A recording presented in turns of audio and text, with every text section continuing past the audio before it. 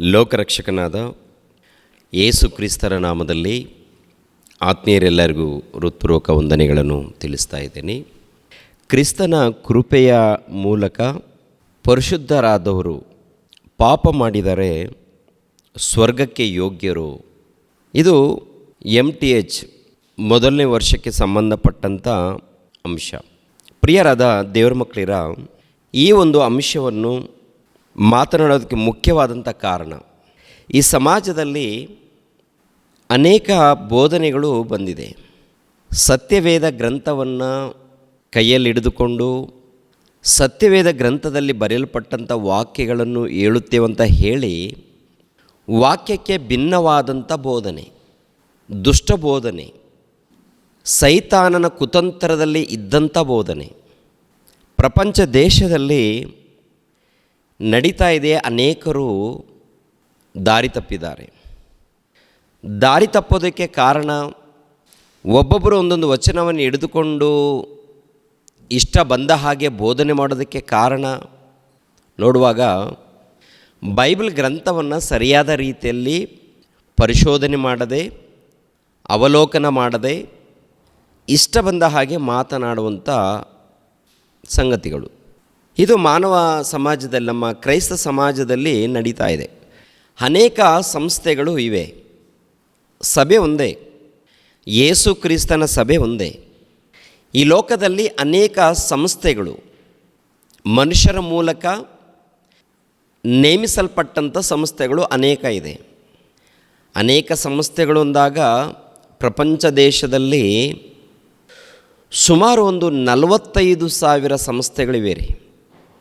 1,000 ಅಲ್ಲ, 2,000 ಅಲ್ಲ, ಸುಮಾರು 45,000 ಸಂಸ್ಥೆಗಳು.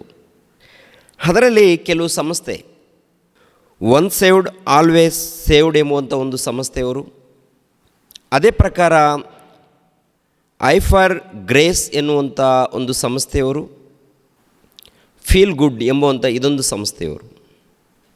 ಕೆಲವು ಸಿದ್ಧಾಂತಗಳು, ಅವರ ಸಿದ್ಧಾಂತಗಳು, ಅವರು ಕೆಲವು ವಚನಗಳನ್ನು ಆಧಾರ ಮಾಡಿಕೊಂಡು ಏನು ಮಾತಾಡ್ತಾರೆ, ಅವರು ಸಮಾಜದಲ್ಲಿ ಏನು ಬೋಧನೆ ಮಾಡ್ತಾರೆ ಇವರು ಅಂತ ನೋಡುವಾಗ, ಯೇಸು ಕ್ರಿಸ್ತರನ್ನು ನಂಬದೇ ಇದ್ದಾಗ ನಾವೆಲ್ಲರೂ ಪಾಪಾತ್ಮರು.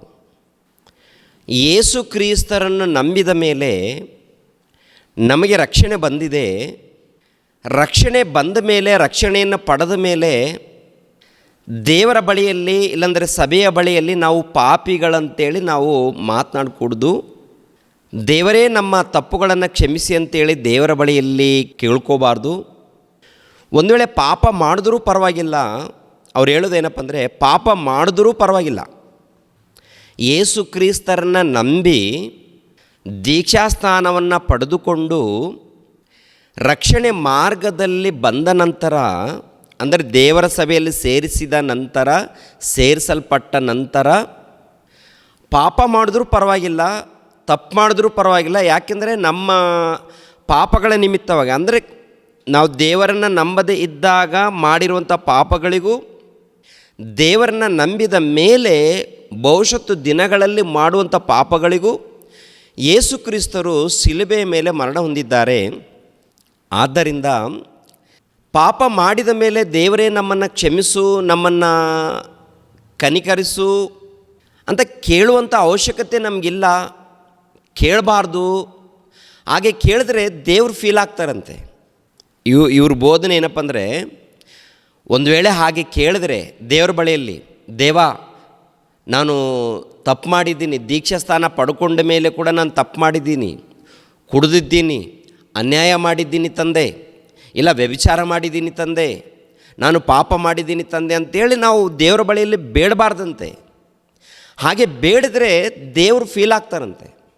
ನಾನು ನಿನಗೋಸ್ಕರ ಪ್ರಾಣತ್ಯಾಗ ಮಾಡಿದ್ದೀನಲ್ಲ, ನಿನಗೋಸ್ಕರ ರಕ್ತ ಸುರಿಸಿದ್ದೀನಲ್ಲ, ರಕ್ತ ಸುರಿಸಿ ನಿನ್ನನ್ನು ಪರಿಶುದ್ಧನಾಗಿ ಮಾಡಿದ್ದೀನಲ್ಲ, ಪರಿಶುದ್ಧನಾಗಿ ಮಾಡಿದ ಮೇಲೆ ಮತ್ತೆ ನೀನು ಪಾಪಾತ್ಮನಂತ ಪ್ರಾರ್ಥನೆ ಮಾಡ್ಕೊಳ್ತಾ ಇದೆಯಲ್ಲ, ನಿನಗೇನಾದರೂ ಬುದ್ಧಿಜ್ಞಾನ ಇದೆಯಾ ಅಂತ ಹೇಳಿ ದೇವರು ಫೀಲ್ ಆಗ್ತಾರಂತೆ, ಯೇಸು ಕ್ರಿಸ್ತರು ಫೀಲ್ ಆಗ್ತಾರಂತೆ, ಬಾಧೆ ಪಡ್ತಾರಂತೆ. ಅಂದರೆ ಇವರು ಹೇಳುವಂಥ ಬೋಧನೆ ಏನಪ್ಪ ಅಂತ ನೋಡುವಾಗ, ಯೇಸು ಕ್ರಿಸ್ತರನ್ನು ನಂಬದೇ ಇರುವಾಗ ನಾವು ಪಾಪಾತ್ಮರು, ಅದು ರೈಟು. ಯೇಸು ಕ್ರಿಸ್ತರ ಕೃಪೆ ಮೂಲಕ ನಾವು ರಕ್ಷಣೆ ಪಡೆದಿದ್ದೀವಿ, ರಕ್ಷಣೆ ಮಾರ್ಗದಲ್ಲಿ ಬಂದಿದ್ದೀವಿ ಅಂತ ಹೇಳುವಂಥದ್ದು ರೈಟು. ಹೌದಲ್ವ? ಯೇಸು ಕ್ರಿಸ್ತರ ಕೃಪೆ ಮೂಲಕನೇ ನಾವು ಬಂದಿದ್ದೀವಿ. ಯೇಸು ಕ್ರಿಸ್ತರ ಕೃಪೆ ಮೂಲಕನೇ ನಮಗೆ ರಕ್ಷಣೆ ಮಾರ್ಗ ಸಿಕ್ಕಿದೆ. ಇದು ಎರಡು ಮಾತಿಲ್ಲ ಇದರಲ್ಲಿ. ಯೇಸು ಕ್ರಿಸ್ತರ ಕೃಪೆ ಮೂಲಕ ನಮಗೆ ಏನು ಸಿಕ್ಕಿದೆ ಹೇಳಿ? ರಕ್ಷಣೆ ಮಾರ್ಗ. ಯೇಸು ಕ್ರಿಸ್ತರ ಕೃಪೆ ಮೂಲಕ ನಮಗೆ ಮೋಕ್ಷ ಮಾರ್ಗ, ಪಾಪ ಕ್ಷಮಾಪಣೆಯ ಮಾರ್ಗ, ಇದೆಲ್ಲ ದೇವರ ಕೃಪೆ ಮೂಲಕ. ಎರಡು ಮಾತಿಲ್ಲ ಇದು. ಪ್ರತಿಯೊಬ್ಬರು ಒಪ್ಕೊಳ್ಳಲೇಬೇಕು. ದೇವ್ರ ವಾಕ್ಯ ಹಾಗೇನೇ ಇರುತ್ತೆ, ಅದು ಖಂಡಿತ. ನಾವೇನೋ ಸಾಧನೆ ಮಾಡಿದ್ದೀವಿ, ನಾವೇನೋ ಪ್ರಯಾಸಪಟ್ಟು ಅದೇನಿಲ್ಲ. ಅದು ನಾವು ದೇವರ ಬಳಿಗೆ ಬಂದಿದ್ದೀವಿ ಅಂದರೆ ದೇವರ ಪ್ರೀತಿ, ದೇವರ ಸನ್ನಿಧಿಗೆ ಬಂದಿದ್ದೀವಿ, ರಕ್ಷಣೆ ಮಾರ್ಗದಲ್ಲಿ ಸೇರಿದ್ದೀವಿ ಅಂದರೆ ಅದು ದೇವರ ಕೃಪೆ, ಅದು ದೇವರ ಆಶೀರ್ವಾದ. ಇದರಲ್ಲಿ ಎರಡು ಮಾತಿಲ್ಲ. ಆದರೆ ದೇವರನ್ನು ನಂಬಿದ ಮೇಲೆ ಕೆಲವರು ಪಾಪ ಮಾಡ್ತಾರೆ. ಪಾಪ ಮಾಡಕೂಡ್ದು ಅನ್ನೋದು ದೇವ್ರ ಉದ್ದೇಶ. ಪಾಪ ಮಾಡಲೇಬಾರ್ದು ಅಂತೇಳಿ ದೇವ್ರು ಹೇಳ್ತಾರೆ ಪದೇ ಪದೇ. ಆದರೂ ಮನುಷ್ಯರು ಕೆಲವು ಸಂದರ್ಭಗಳಲ್ಲಿ ಅಪ್ಪಿತಪ್ಪಿ ಪಾಪಗಳು ಮಾಡ್ತಾ ಇರ್ತಾರೆ. ಹೃದಯದ ಮೂಲಕ, ಇಲ್ಲಾಂದರೆ ಮಾತಿನ ಮೂಲಕ, ಕ್ರಿಯೆಗಳ ಮೂಲಕ, ಇಲ್ಲ ಹಣದ ವಿಷಯದಲ್ಲಿ, ಹೆಣ್ಣಿನ ವಿಷಯದಲ್ಲಿ ವ್ಯಭಿಚಾರ, ಇಲ್ಲಾಂದರೆ ಮೋಸ ಮಾಡುವಂಥದ್ದು, ಕದಿಯುವಂಥದ್ದು, ಕುಡಿಯುವಂಥದ್ದು, ಇನ್ನೊಬ್ಬರನ್ನ ಕೊಂದಾಕುವಂಥದ್ದು, ಒಡೆಯುವಂಥದ್ದು, ಜಗಳಾಡೋ, ಇವೆಲ್ಲ ಪಾಪಗಳಿಗೆ ಸಂಬಂಧಪಟ್ಟದ್ದು ಪಾಪಗಳು. ದೇವರನ್ನ ನಂಬಿ ಬ್ಯಾಪ್ಟಿಸಮ್ ತಗೊಂಡು ದೇವರ ಸಭೆಯಲ್ಲಿ ಸೇರಿಸಲ್ಪಟ್ಟ ಮೇಲೆ ದೇವರನ್ನ ನಂಬದೇ ಇದ್ದಾಗ ಪಾಪಗಳು ಮಾಡಿದ್ದೀವಿ, ಅವೆಲ್ಲ ತೊಳೆಯಲ್ಪಡುತ್ತೆ, ಅವೆಲ್ಲ ದೇವರು ತೆಗೆದಾಕ್ತಾರೆ. ನಂಬಿ ಸಭೆಯಲ್ಲಿ ಸೇರಿಸಲ್ಪಟ್ಟ ಮೇಲೆ ಭವಿಷ್ಯತ್ತು ದಿನಗಳಲ್ಲಿ ಪಾಪ ಮಾಡಿದಾಗ, ತಪ್ಪುಗಳನ್ನು ಮಾಡಿದಾಗ, ಮೋಸಗಳು, ಅನ್ಯಾಯಗಳು, ಅಧರ್ಮಗಳು, ವ್ಯಭಿಚಾರಗಳು, ಏನೋ ಒಂದು ಕ್ರೈಸ್ತರ ಮಧ್ಯದಲ್ಲಿ ತಪ್ಪುಗಳು ನಡೆದಾಗ ದೇವರ ಬಳಿಯಲ್ಲಿ ಬಂದು, ದೇವ ನಾವು ತಪ್ಪು ಮಾಡಿದ್ದೀವಿ, ಪಾಪ ಮಾಡಿದ್ದೀವಿ, ನಮ್ಮನ್ನು ಕ್ಷಮಿಸು, ನಾವು ಪಾಪಾತ್ಮರು, ಪಾಪ ಮಾಡಿದ್ದೀವಿ ಅಂತೇಳಿ ಪ್ರಾರ್ಥನೆ ಮಾಡ್ತಾರಲ್ಲ, ಅದು ತಪ್ಪು. ಹಾಗೆ ಮಾಡಬಾರ್ದು, ಹಾಗೆ ಮಾಡಿಕೊಡ್ದು. ಹಾಗೆ ಮಾಡಿದ್ರೆ ನಿಮಗೆ ಜ್ಞಾನ ಗೊತ್ತಿಲ್ಲ, ದೇವ್ರ ವಾಕ್ಯ ಗೊತ್ತಿಲ್ಲ ಅಂಥೇಳಿ ಈ ಕಾಲದಲ್ಲಿ ಟೋಟಲ್ ಪ್ರಪಂಚ ದೇಶದಲ್ಲಿ ಸಭೆಗಳು ಬಂದಿದ್ದೀರಿ. ಇದು ಸೌತ್ ಕೊರಿಯಾದಲ್ಲಿ ಪ್ರಾರಂಭವಾಗಿದೆ. ಈ ಸಭೆಗಳೇನಪ್ಪ ಅಂದರೆ, ಹೊರಗಡೆ ದೇಶದಲ್ಲಿ ಅವರು ಏನೋ ಕಲಿತಾರೆ, ಅದನ್ನು ನಮ್ಮ ದೇಶದಲ್ಲಿ ಬಂದು ಬೋಧಿಸ್ತಾರೆ. ಇಲ್ಲಿ ಯಾಕೆಂದರೆ ನಮ್ಮ ದೇಶದಲ್ಲಿ ಅವರೇನೋ ಸಹಾಯ ಮಾಡ್ತಾರಲ್ಲ, ಸಹಾಯ ಮಾಡಿದಾಗ ಚರ್ಚ್ಗಳನ್ನು ಕಟ್ಟಿಕೊಡ್ತಾರೆ, ಯಾವುದೊಂದು ಸಹಾಯ ಮಾಡ್ತಾರೆ. ಸಹಾಯ ಮಾಡಿದಾಗ ಅವರಿಗೆ ದಾಸರಾಗ್ತಾರೆ ಇವರು. ನಿಜವಾಗ್ಲೂ ಬೈಬಲಲ್ಲಿ ವಾಕ್ಯ ಇದೆಯಾ ಇಲ್ವಾ ಅಂಥೇಳಿ ಪರಿಶೋಧನೆ ಮಾಡಲ್ಲ, ಪರಿಶೋಧನೆ ಮಾಡಬೇಕಾಗುತ್ತೆ. ಇವಾಗ ಹೇಳುವಂಥ ಅಂಶ ಕೊನೆ ತನಕ ಕೇಳಬೇಕು. ಮಧ್ಯದಲ್ಲಿ ಬಂದು ಎಲ್ಲೋ ಒಂದು ಮಾತನ್ನು ಕೇಳಿ ಮಾತು ಬೋಧನೆ ತಪ್ಪು ಅಂತೇಳಿ ಮಾತಾಡೋದಲ್ಲ, ಕಾಮೆಂಟ್ ಬಾಕ್ಸ್ನಲ್ಲಿ ಯಾವುದೋ ಒಂದು ಮೆಸೇಜ್ ಹಾಕೋದು ಅಲ್ಲ. ಕೊನೆ ತನಕ ನೋಡಿದ ಮೇಲೆ ವಾಕ್ಯದ ಪ್ರಕಾರ ಎಲ್ಲಾದರೂ ತಪ್ಪಿದ್ದರೆ ನನ್ನ ಫೋನ್ ನಂಬರ್ ಇದೆ, ವಾಟ್ಸಪ್ ನಂಬರು ಕೊಟ್ಟಿದ್ದೀನಿ, ನೀವು ವಾಟ್ಸಪ್ ನಂಬರಿಗೆ ವಾಯ್ಸ್ ಮೆಸೇಜ್ ಆಗ್ಬೋದು, ರಾಮು ಬ್ರದರ್ ಇಂಥ ವಿಷಯದಲ್ಲಿ ನೀವು ತಪ್ಪು ಮಾತಾಡಿದ್ದೀರಾ ಅಂತೇಳಿ. ವಾಕ್ಯದ ಪ್ರಕಾರ ತಪ್ಪಿದರೆ ಖಂಡಿತವಾಗಿ ನಾನು ಸರಿಪಡಿಸ್ಕೊಳ್ತೀನಿ, ಪ್ರತಿಯೊಬ್ಬರು ಸರಿಪಡಿಸ್ಕೊಳ್ಳೇಬೇಕು. ಆದರೆ ಪರಿಶೋಧನೆ ಮಾಡಿ ಯಾವುದು ನಿಜ ಯಾವುದು ಸುಳ್ಳು 10 ಸಾರಿ ಆಲೋಚನೆ ಮಾಡಿ ವಾಕ್ಯವನ್ನು ಮುಂದೆ ಇಟ್ಕೊಂಡು ಸ್ಟಡಿ ಮಾಡಿದ ಮೇಲೆ ಆಮೇಲೆ ಬಂದು ಸಭೆಯಲ್ಲಿ ಮಾತಾಡ್ತೀನಿ. ಏನೋ ಸಭೆಯಲ್ಲಿ ಮಾತನಾಡೋದಕ್ಕೆ ಅವಕಾಶ ಸಿಕ್ಕಿದೆ, ಇಲ್ಲ ಲೈವ್ನಲ್ಲಿ ಮಾತನಾಡೋದಕ್ಕೆ ಅವಕಾಶ ಸಿಕ್ಕಿದೆ ಅಂತ ಏನೇನೋ ಮಾತಾಡೋದಲ್ಲ, ಕಥೆಗಳಲ್ಲ. ಜನರಿಗೆ ಒಂದು ಸತ್ಯವಾದಂಥ ಒಂದು ಮೆಸೇಜ್ ಕೊಡಬೇಕು. ದೇವರ ಮಕ್ಕಳಿಗೆ ಒಂದು ಜ್ಞಾನದ ಮೆಸೇಜ್ ಕೊಡಬೇಕು. ಸತ್ಯ. ಸ್ವಲ್ಪ ಜ್ಞಾನ ಹೇಳ್ತೀರಾ, ಜಾಸ್ತಿ ಹೇಳ್ತೀರಾ, ಅವರವರ ಒಂದು ಟ್ಯಾಲೆಂಟು. ಅವರವರಿಗೆ ದೇವ್ರು ಕೊಟ್ಟಂಥ ಜ್ಞಾನದ ಮೂಲಕ ಅವ್ರು ಮಾತಾಡಲಿ. ಏನು ಮಾತಾಡಿದ್ರು, ಯಾರು ಮಾತಾಡಿದ್ರು ಸತ್ಯವನ್ನು ಕುರಿತು ಮಾತಾಡಬೇಕು. ಬೈಬಲ್ ಗ್ರಂಥದಲ್ಲಿ ನೋಡುವಾಗ ಹಳೆ ಒಡಂಬಡಿಕೆ ಮೊದಲುಗೊಂಡು ಹೊಸ ಒಡಂಬಡಿಕೆಯವರೆಗೆ ನಿಜವಾದ ಸೇವಕರು ಇದ್ದಾರೆ, ಸುಳ್ಳು ಸೇವಕರು ಇದ್ದಾರೆ. ವಾಕ್ಯದಗೋಸ್ಕರ ಪ್ರಯಾಸ ಪಡೋರಿದ್ದಾರೆ, ಅಥವಾ ಅದೇ ರೀತಿಯಲ್ಲಿ ಹಣದಗೋಸ್ಕರ ಪ್ರಯಾಸಪಟ್ಟು ಬೋಧನೆ ಮಾಡೋರು ಇದ್ದಾರೆ. ದೇವರು ಇದ್ದಾರೆ, ಸೈತಾನನಿದ್ದಾನೆ, ದೇವರ ಆತ್ಮ ಇದೆ, ದುರಾತ್ಮಗಳು ಇವೆ. ದೇವರ ಸೇವಕರು ಇದ್ದಾರೆ, ಅದೇ ಪ್ರಕಾರ ದುಷ್ಟ ಸೇವಕರು ಇದ್ದಾರೆ. ಬೈಬಲ್ ಗ್ರಂಥವನ್ನು ಪರಿಶೋಧನೆ ಮಾಡಿ ಯಾರು ವಾಕ್ಯದ ಪ್ರಕಾರ ಸೇವಕರು, ಯಾರು ಭಿನ್ನವಾದ ಸೇವಕರು ಪರಿಶೋಧನೆ ಮಾಡಿ ತಿಳ್ಕೊಳ್ಬೇಕು. ಕೊನೆಯ ದಿನದಲ್ಲಿದ್ದೀವಿ. ಯಾಕೆಂದರೆ ಅನೇಕ ಮಂದಿ ಸುಳ್ಳು ಪ್ರವಾದಿಗಳು, ಸುಳ್ಳು ಬೋಧಕರು ಇಸ್ರಾಯೇಲರಿದ್ದಾರೆ, ಅದೇ ಪ್ರಕಾರ ನಿಮ್ಮಲ್ಲಿ ಕೂಡ ಇದ್ದಾರೆ ಎಂದು ಅಪೊಸ್ತಲನಾಗಿರುವಂಥ ಪೇತ್ರನು ಒಂದು ಮಾತನ್ನು ಬರೀತಾರೆ ನೋಡಿ. ಪೇತ್ರನು ಬರೆದ 2ನೇ ಪತ್ರಿಕೆ 1ನೇ ವಚನ 2ನೇ ವಚನವನ್ನು ನೋಡೋಣ ಪ್ರಿಯರೇ. ಆದರೆ ಇಸ್ರೇಲ್ ಜನರಲ್ಲಿ ಸುಳ್ಳು ಪ್ರವಾದಿಗಳು ಎದ್ದಾರಲ್ಲ, ಅದೇ ಪ್ರಕಾರ ನಿಮ್ಮಲ್ಲಿಯೂ ಸುಳ್ಳು ಬೋಧಕರು ಇರುವರು. ಅವರು ನಾಶಕರವಾದ ಮತಭೇದಗಳನ್ನು ಕಳ್ಳತನದಿಂದ ಹುಟ್ಟಿಸುವವರು, ತಮ್ಮನ್ನು ಕೊಂಡುಕೊಂಡ ಒಡೆಯನನ್ನು ಕೂಡ ತಾವು ಅರಿವು ಎಂದು ಹೇಳುವರು. ಆಗಿದ್ದು ಪಕ್ಕನೆ ತಮ್ಮ ಮೇಲೆ ನಾಶವನ್ನು ಬರಮಾಡಿಕೊಳ್ಳುವರು. ಅವರ ನಿರ್ಲಜ್ಜ ಕೃತ್ಯಗಳನ್ನು ಅನೇಕರು ಅನುಸರಿಸುವರು. ಅವರ ನಿಮಿತ್ತ ಸತ್ಯ ಮಾರ್ಗಕ್ಕೆ ದೂಷಣೆ ಉಂಟಾಗುವುದು. ಅವರು ದ್ರವ್ಯಾಶವುಳ್ಳವರಾಗಿ ಕಲ್ಪನೆಯ ಮಾತುಗಳನ್ನು ಹೇಳುತ್ತಾ ನಿಮ್ಮಿಂದ ಲಾಭವನ್ನು ಸಂಪಾದಿಸಬೇಕೆಂದಿರುವರು. ಲೋಕಾದಿಯಿಂದ ಅಂಥವರಿಗೆ ದಂಡನೆಯು ತೀರ್ಪು ತಪ್ಪದೆ ಬರುತ್ತಿರುವುದು. ಅವರ ನಾಶವು ತೂಕಡಿಸುವುದಿಲ್ಲ. ಪ್ರತಿಯೊಬ್ಬರು ಕೂಡ ಗಮನಿಸಬೇಕು. ಇಲ್ಲಿ ಯಾರಿವರು ಯೇಸು ಕ್ರಿಸ್ತರನ್ನು ನಂಬಿಕೊಂಡು, ಯೇಸು ಕ್ರಿಸ್ತರನ್ನು ನಂಬಿ ದೀಕ್ಷೆ ಸ್ಥಾನ ಪಡೆದುಕೊಂಡು ಆಮೇಲೆ ಭಿನ್ನವಾದ ಸುವಾರ್ತೆಯಲ್ಲಿ ಹೋದವರು, ಸುಳ್ಳು ಬೋಧನೆಯಲ್ಲಿ, ಸುಳ್ಳು ಬೋಧಕರು, ಸುಳ್ಳು ಪ್ರವಾದಿಗಳು. ವಾಕ್ಯ ಹೇಳುತ್ತೆ ಪ್ರಿಯರಾದ ದೇವರ ಮಕ್ಕಳಿರ, ಬಹಳ ವಚನಗಳಿದೆ ತೋರಿಸ್ತೀನಿ. ಇವರು ಅಂದರೆ ಯೇಸು ಕ್ರಿಸ್ತನ ನಂಬಿ ರಕ್ಷಣೆ ಮಾರ್ಗದಲ್ಲಿ ಬಂದ ಮೇಲೆ ಏನು ಪಾಪ ಮಾಡಿದ್ರೂ ಪರವಾಗಿಲ್ಲ, ಅವರ ಪಾಪಗಳನ್ನು ಮತ್ತೆ ಒಪ್ಪಿಕೊಳ್ಬೇಕಾದಂಥ ಅವಶ್ಯಕತೆ ಇಲ್ಲ. ರಕ್ಷಣೆ ಮಾರ್ಗದಲ್ಲಿ ಬಂದಿದೆ, ಅವರಿಗೆ ನರಕ ಬರಲ್ಲ, ನರಕಕ್ಕೆ ಹೋಗಲ್ಲ, ಅವರು ಸ್ವರ್ಗಕ್ಕೆ ಹೋಗ್ಬಿಡ್ತಾರೆ ನೇರವಾಗಿ. ಯಾಕೆಂದರೆ ಕ್ರಿಸ್ತನನ್ನು ನಂಬದೇ ಇದ್ದಾಗ ಮಾಡಿರುವಂಥ ಪಾಪಗಳು, ಕ್ರಿಸ್ತನನ್ನು ನಂಬಿದ ಮೇಲೆ ಮಾಡಿರುವಂಥ ಪಾಪಗಳನ್ನು ಎಲ್ಲವನ್ನು ಯೇಸು ಕ್ರಿಸ್ತರು ಹೊತ್ಕೊಂಡು ಹೋಗ್ಬಿಟ್ಟಿದ್ದಾರೆ. ಶಿಲುಬೆ ಮೇಲೆ ಒತ್ತಿದ್ದಾರೆ.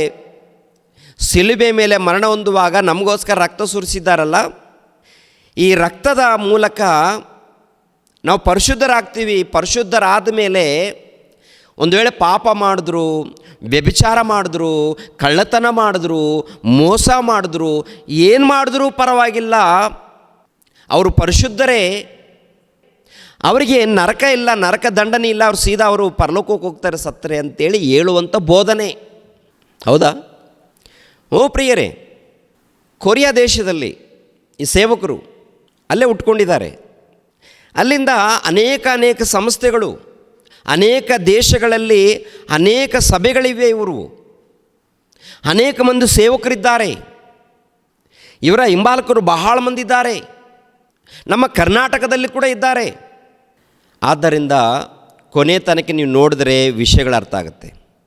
ಅವರು ಯಾವ ವಚನಗಳನ್ನು ತೋರಿಸ್ತಾ ಇದ್ದಾರೆ, ಯಾವ ವಚನಗಳನ್ನು ತೋರಿಸಿ ಮಾತಾಡ್ತಾ ಇದ್ದಾರೆ. ಒಂದು ಸಾರಿ ನಾವು ಅವರು ತೋರಿಸುವಂಥ ವಚನಗಳನ್ನು ನಾವು ನೋಡೋಣ ಪ್ರಿಯರೇ. ಮೊದಲನೇದಾಗಿ ಎಫೆಸದವರಿಗೆ ಬರೆದ ಪತ್ರಿಕೆ 2ನೇ ಅಧ್ಯಾಯ 4ನೇ ವಚನದಿಂದ ನೋಡೋಣ.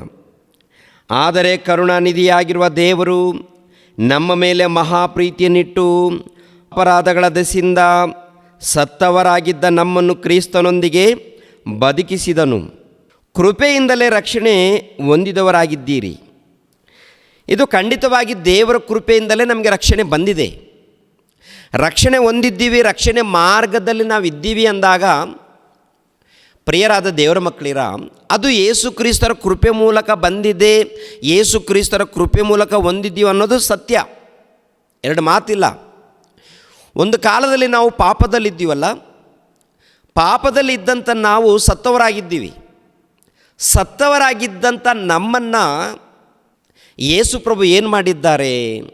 ತನ್ನ ರಕ್ತದ ಮೂಲಕ ನಮ್ಮನ್ನು ಬದುಕಿಸಿದ್ದಾನೆ, ತನ್ನ ಕೃಪೆ ಮೂಲಕ. ಹೌದಲ್ವಾ? ನಿಜ. ಅದು ಕೃಪೆಯಿಂದಲೇ ರಕ್ಷಣೆ ಹೊಂದಿದವರಾಗಿದ್ದೀರಿ. ಬದುಕಿಸಿದಲ್ಲದೆ ತಾನು ಕ್ರಿಸ್ತ ಯೇಸುವಿನಲ್ಲಿ ನಮಗೆ ಮಾಡುವ ಉಪಕಾರದ ಮೂಲಕ ತನ್ನ ಅಪಾರವಾದ ಕೃಪಾತಿಶಯವನ್ನು ಮುಂದಣ ಯುಗಗಳಲ್ಲಿ ತೋರಿಸಬೇಕೆಂದು ಕ್ರಿಸ್ತ ಯೇಸುವಿನಲ್ಲಿರುವ ನಮ್ಮನ್ನು ಆತನೊಂದಿಗೆ ಎಬ್ಬಿಸಿದನು. ಪರಲೋಕದಲ್ಲಿ ಆತನೊಂದಿಗೆ ಕೂಡಿಸಿದ್ದಾನೆ. ನಂಬಿಕೆಯ ಮೂಲಕ ಕೃಪೆಯಿಂದಲೇ ರಕ್ಷಣೆ ಹೊಂದಿದವರಾಗಿದ್ದೀರಿ. ಆ ರಕ್ಷಣೆಯು ನಿಮ್ಮಿಂದುಂಟಾದದ್ದಲ್ಲ, ಅದು ದೇವರ ವರವೇ. ಅದು ಪುಣ್ಯಕ್ರಿಯೆಗಳಿಂದ ಉಂಟಾದದ್ದಲ್ಲ, ಅದು ದೇವರ ಕೃಪೆ ಮೂಲಕ, ದೇವರ ಆಶೀರ್ವಾದದ ಮೂಲಕ. ಹೌದು, ದೇವರ ಆಶೀರ್ವಾದ ಮೂಲಕ, ದೇವರ ಕೃಪೆ ಮೂಲಕ ರಕ್ಷಣೆ ಮಾರ್ಗ ಉಂಟಾಗಿದೆ. ರಕ್ಷಣೆ ಮಾರ್ಗ ಬಂದಿದೆ. ರಕ್ಷಣೆ ಮಾರ್ಗದಲ್ಲಿ ನಾವು ಸೇರಿಕೊಂಡಿದ್ದೀವಿ. ರಕ್ಷಣೆ ಮಾರ್ಗದಲ್ಲಿ ಬಂದಿರುವಂಥ ನಾವು, ಯೇಸು ಕ್ರಿಸ್ತರನ್ನು ಪಡ್ಕೊಂಡಿರುವಂಥ ನಾವು, ಅದು ದೇವರ ಕೃಪೆ ಮೂಲಕ ಪಡ್ಕೊಂಡಿದೆ. ಅದು 100% ನಿಜ. ಆದರೆ ಅವ್ರು ಹೇಳುವಂಥದ್ದು ಏನಂದರೆ, ದೇವ್ರ ಕೃಪೆ ಮೂಲಕ ಬಂದಿದೆ, ಇದು ಶಾಶ್ವತವಾಗಿ, ನಿಜವಾಗ್ಲೂ ಶಾಶ್ವತವಾಗಿ ದೇವ್ರ ಕೃಪೆ ಇರುತ್ತೆ ನಮ್ಮ ಮೇಲೆ. ಆದರೆ ದೇವರನ್ನು ನಂಬಿ ಪರಿಶುದ್ಧರಾಗಿ ದೇವರ ಮಾರ್ಗದಲ್ಲಿ ಬಂದ ಮೇಲೆ ಒಂದು ವೇಳೆ ಪಾಪ ಮಾಡ್ತಾರಲ್ಲ, ಪಾಪ ಅಂದರೆ ಒಂದು ಕುಡುಕತನ ಆಗಿರ್ಬೋದು, ಇಲ್ಲಾಂದರೆ ವ್ಯಭಿಚಾರ ಆಗಿರ್ಬೋದು. ವ್ಯಭಿಚಾರ ಅಂದರೆ ಹೆಂಡತಿ ಇದ್ದರೂ ಕೂಡ ಬೇರೆ ಸ್ತ್ರೀಯರ ಬಳಿಯಲ್ಲಿ ಹೋಗಿ ವ್ಯಭಿಚಾರ ಮಾಡಿದ್ರೂ ಪರವಾಗಿಲ್ಲ, ಇನ್ನೊಂದು ತಪ್ಪು ಮಾಡಿದ್ರೂ ಪರವಾಗಿಲ್ಲ. ದೇವರು ಅದನ್ನೆಲ್ಲ ಕೂಡ ಕ್ಷಮಿಸಿಬಿಟ್ಟಿದ್ದಾನೆ, ನಮ್ಮನ್ನು ಪರಿಶುದ್ಧರಾಗಿ ಮಾಡಿದ್ದಾನೆ. ಏನು ಪಾಪ ಮಾಡಿದ್ರೂ ಪರವಾಗಿಲ್ಲ, ನಮಗೆ ಪರಲೋಕ ಸಿಗುತ್ತೆ, ನಮಗೆ ನಿತ್ಯ ಲೋಕ ಸಿಗುತ್ತೆ ಎನ್ನುವಂಥ ಮಾತನ್ನು ಮಾತಾಡ್ತಾರೆ. ಈ ವಚನ, ಇನ್ನೊಂದು ವಚನ ತೋರಿಸ್ತಾರೆ. ಅನೇಕ ವಚನಗಳಿದೆ, ಅವ್ರು ತೋರಿಸುವಂಥ ವಚನಗಳಲ್ಲಿ ಕೆಲವು ವಚನ ತೋರಿಸ್ತೀನಿ. ಇದೊಂದು, ಆಮೇಲೆ ಮತ್ತೊಂದು ವಚನ, ರೋಮಾಪುರದವರಿಗೆ ಬರೆದ ಪತ್ರಿಕೆ 3ನೇ ಅಧ್ಯಾಯ 23ನೇ ವಚನ. ಎಲ್ಲರೂ ಪಾಪ ಮಾಡಿ ದೇವರ ಮಹಿಮೆಯನ್ನು ಹೊಂದದೇ ಹೋಗಿದ್ದಾರೆ. ಇದು ನಾವೆಲ್ಲರೂ ಮಾತಾಡ್ತಾ ಇರ್ತೀವಿ. ಎಲ್ಲರೂ ಪಾಪ ಮಾಡಿ ದೇವರ ಮಹಿಮೆಯನ್ನು ಹೊಂದದೇ ಹೋಗಿದ್ದಾರೆ ಎನ್ನುವಂಥದ್ದು. ಅವರು ಏನು ಮಾಡ್ತಾರಪ್ಪ ಅಂತ ನೋಡುವಾಗ ಇದು ಖಂಡಿತ.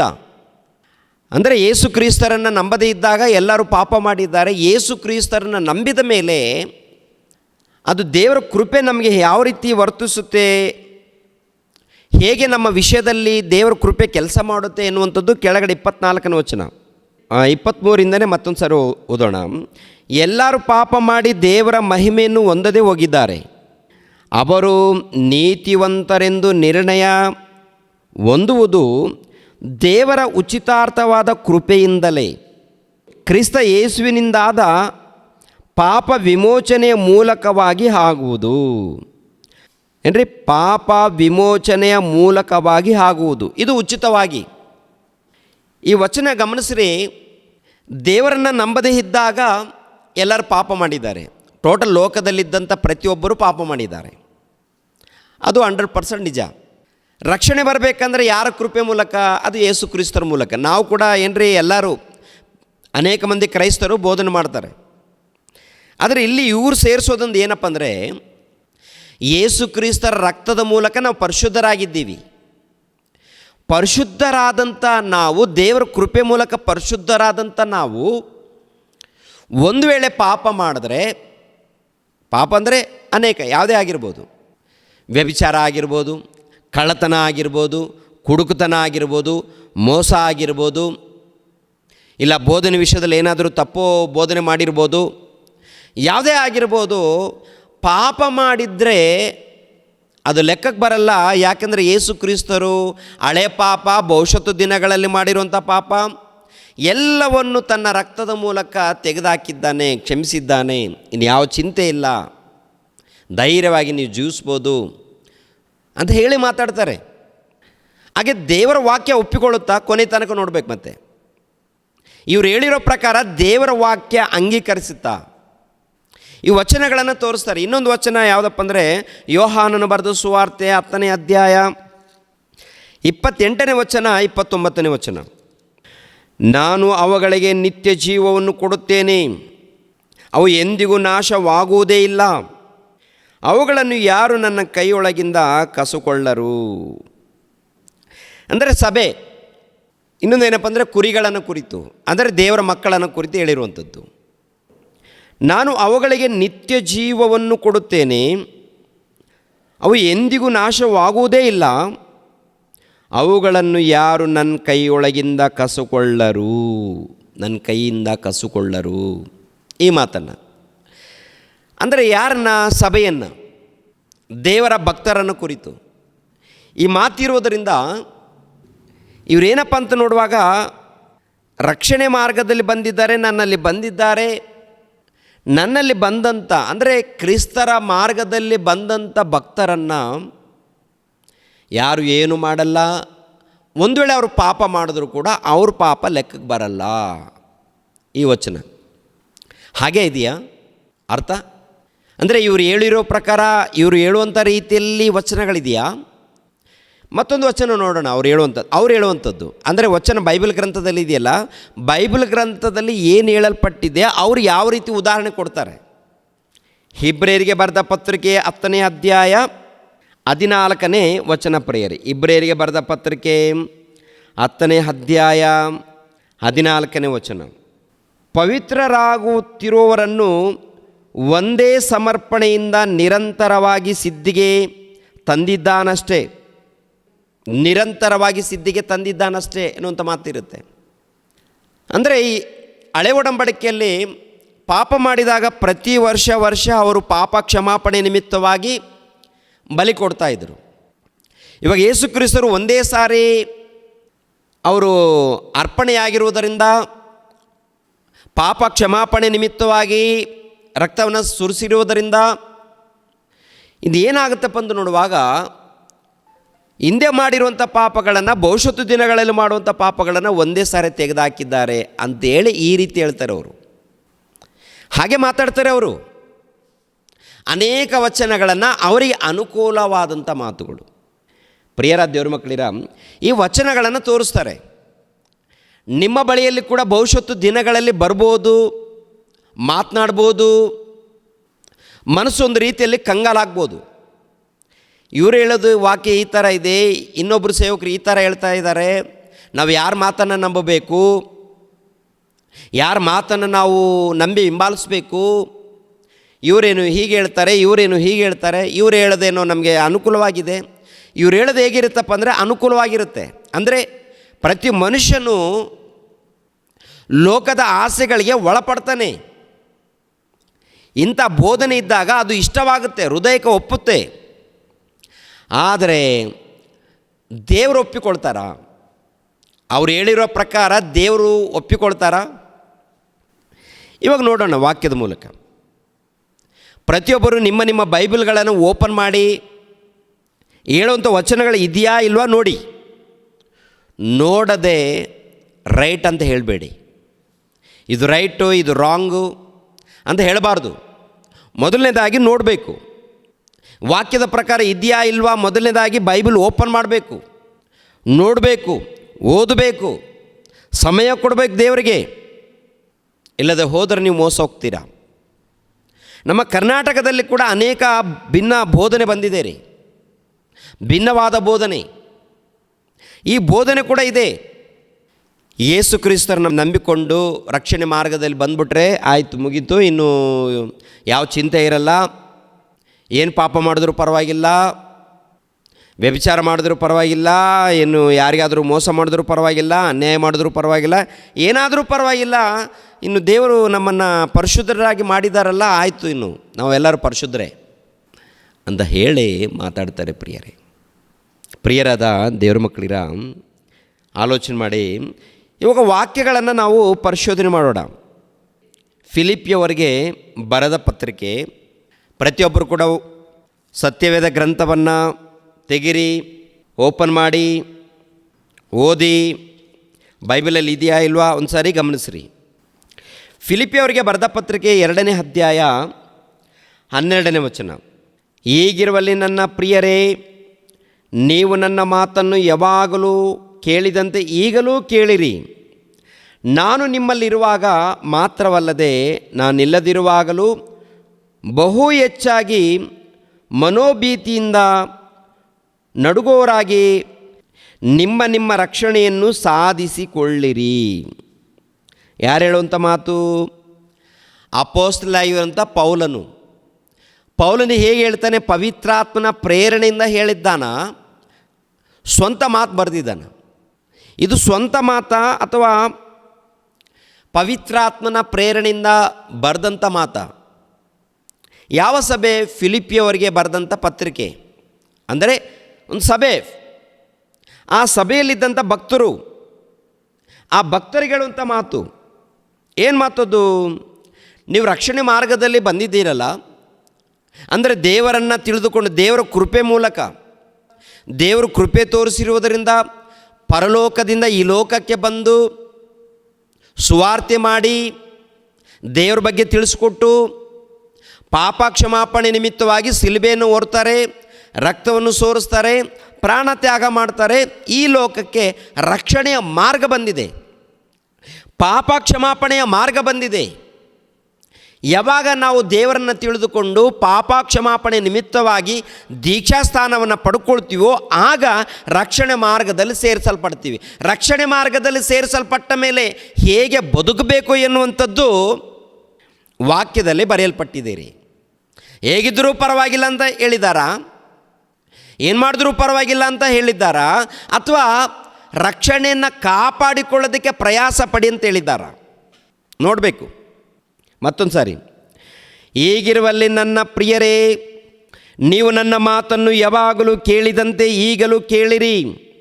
ನಾನು ನಿಮ್ಮಲ್ಲಿರುವಾಗ ಮಾತ್ರವಲ್ಲದೆ ನಾನಿಲ್ಲದಿರುವಾಗಲೂ ಬಹು ಹೆಚ್ಚಾಗಿ ಮನೋಭೀತಿಯಿಂದ ನಡುಗೋರಾಗಿ ನಿಮ್ಮ ನಿಮ್ಮ ರಕ್ಷಣೆಯನ್ನು ಸಾಧಿಸಿಕೊಳ್ಳಿರಿ.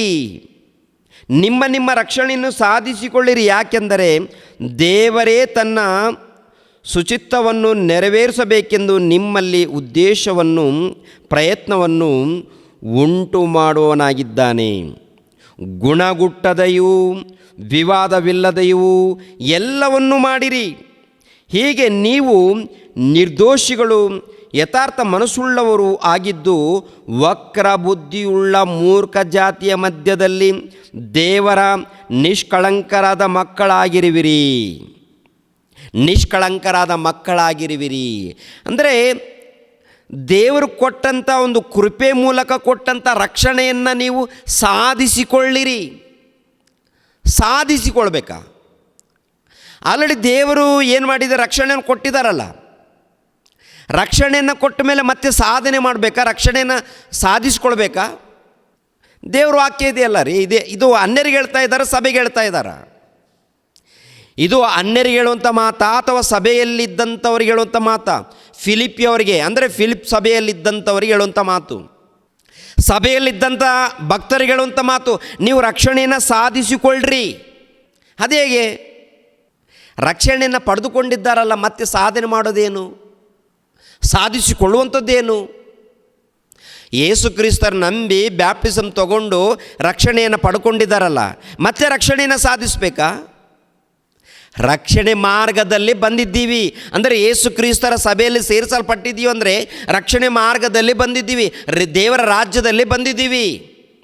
ದೇವರ ರಾಜ್ಯದಲ್ಲಿ ಬಂದಂಥ ನಾವು ಕೊನೆ ತನಕ ಅಂದರೆ ನಾವು ಪ್ರಾಣದಿಂದ ಇರೋ ತನಕ ನಮ್ಮ ಭಕ್ತಿಯನ್ನು, ನಮ್ಮ ನಂಬಿಕೆಯನ್ನು, ನಮ್ಮ ರಕ್ಷಣೆಯನ್ನು, ದೇವ್ರು ಕೊಟ್ಟಂಥ ಕೃಪೆ ರಕ್ಷಣೆಯನ್ನು ಕಾಪಾಡಿಕೊಳ್ಬೇಕಂದ್ರೆ ಪ್ರಾರ್ಥನೆ ಇರಬೇಕು, ಆರಾಧನೆ ಇರಬೇಕು, ಭಕ್ತಿ ಇರಬೇಕು, ಪರಿಶುದ್ಧತೆ ಇರಬೇಕು. ಒಂದು ವೇಳೆ ದೇವರ ಮಾರ್ಗದಲ್ಲಿ ಬಂದು ಮತ್ತೆ ಲೋಕದ ರೀತಿಯಲ್ಲಿ ವ್ಯಭಿಚಾರ ಮಾಡಿದ್ರೆ, ಲೋಕದ ರೀತಿಯಲ್ಲಿ ಕಳ್ಳತನ ಮಾಡಿದ್ರೆ, ಲೋಕದ ರೀತಿಯಲ್ಲಿ ಅನ್ಯಾಯ ಮಾಡಿದ್ರೆ ಅದು ಪಾಪ ಅಲ್ವಾ?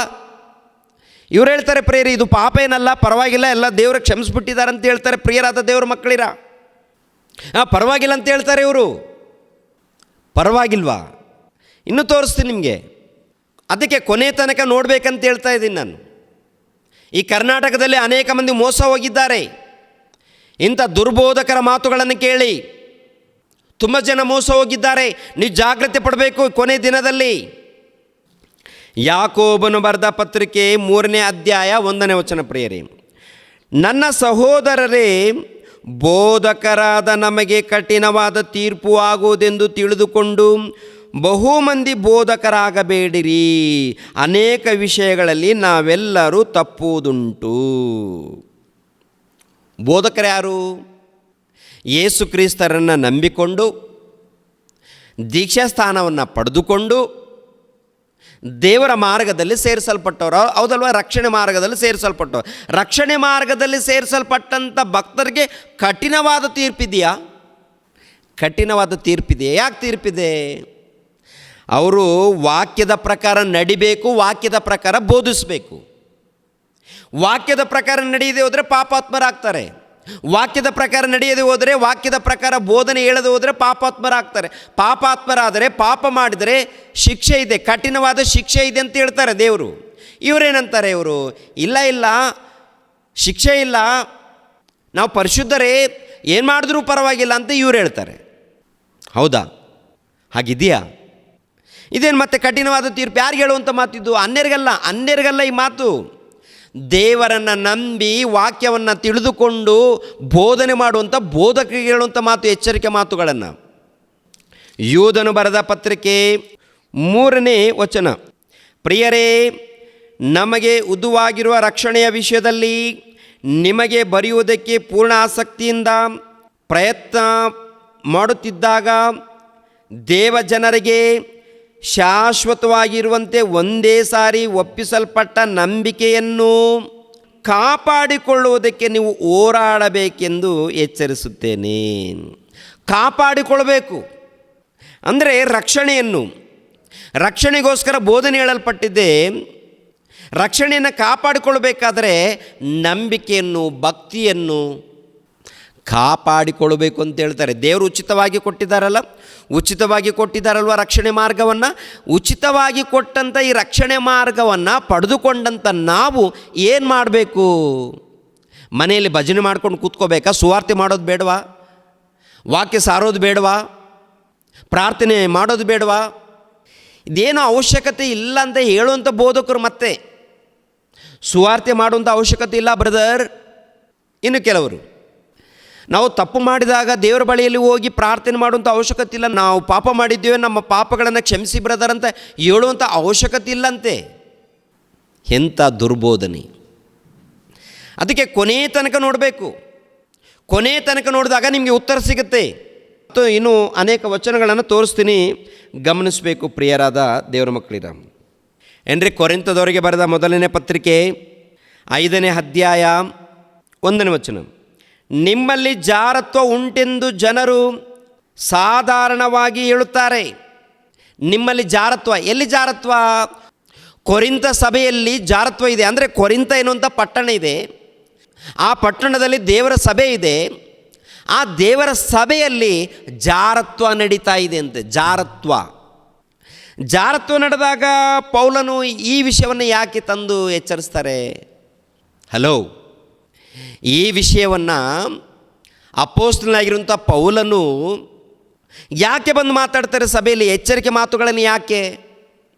ಜಾರತ್ವ ಮಾಡಿದರೆ ಸಭೆಯಲ್ಲಿ ಒಂದು ವೇಳೆ ಪಾಪ ನಡೆದ್ರು, ಸಭೆಯಲ್ಲಿ ಒಂದು ವೇಳೆ ಅನ್ಯಾಯ ನಡೆದ್ರು, ಸಹೋದರನ ಮಧ್ಯದಲ್ಲಿ ಒಂದು ವೇಳೆ ಪಾಪ ನಡೆದ್ರು, ಈ ಪಾಪಗಳ ನಿಮಿತ್ತವಾಗಿ ಯೇಸು ಕ್ರಿಸ್ತರು ರಕ್ತ ಸುರಿಸಿರುವಾಗ, ಅಂದರೆ ಭವಿಷ್ಯದ ದಿನಗಳಲ್ಲಿ ಮಾಡಿರುವಂಥ ಪಾಪಗಳ ನಿಮಿತ್ತವಾಗಿ ಕೂಡ ರಕ್ತವನ್ನು ಸುರಿಸಿದ್ರೆ ಈ ಮಾತನ್ನು ಎಚ್ಚರಿಕೆ ಯಾಕೆ ಹೇಳ್ತಾರೆ?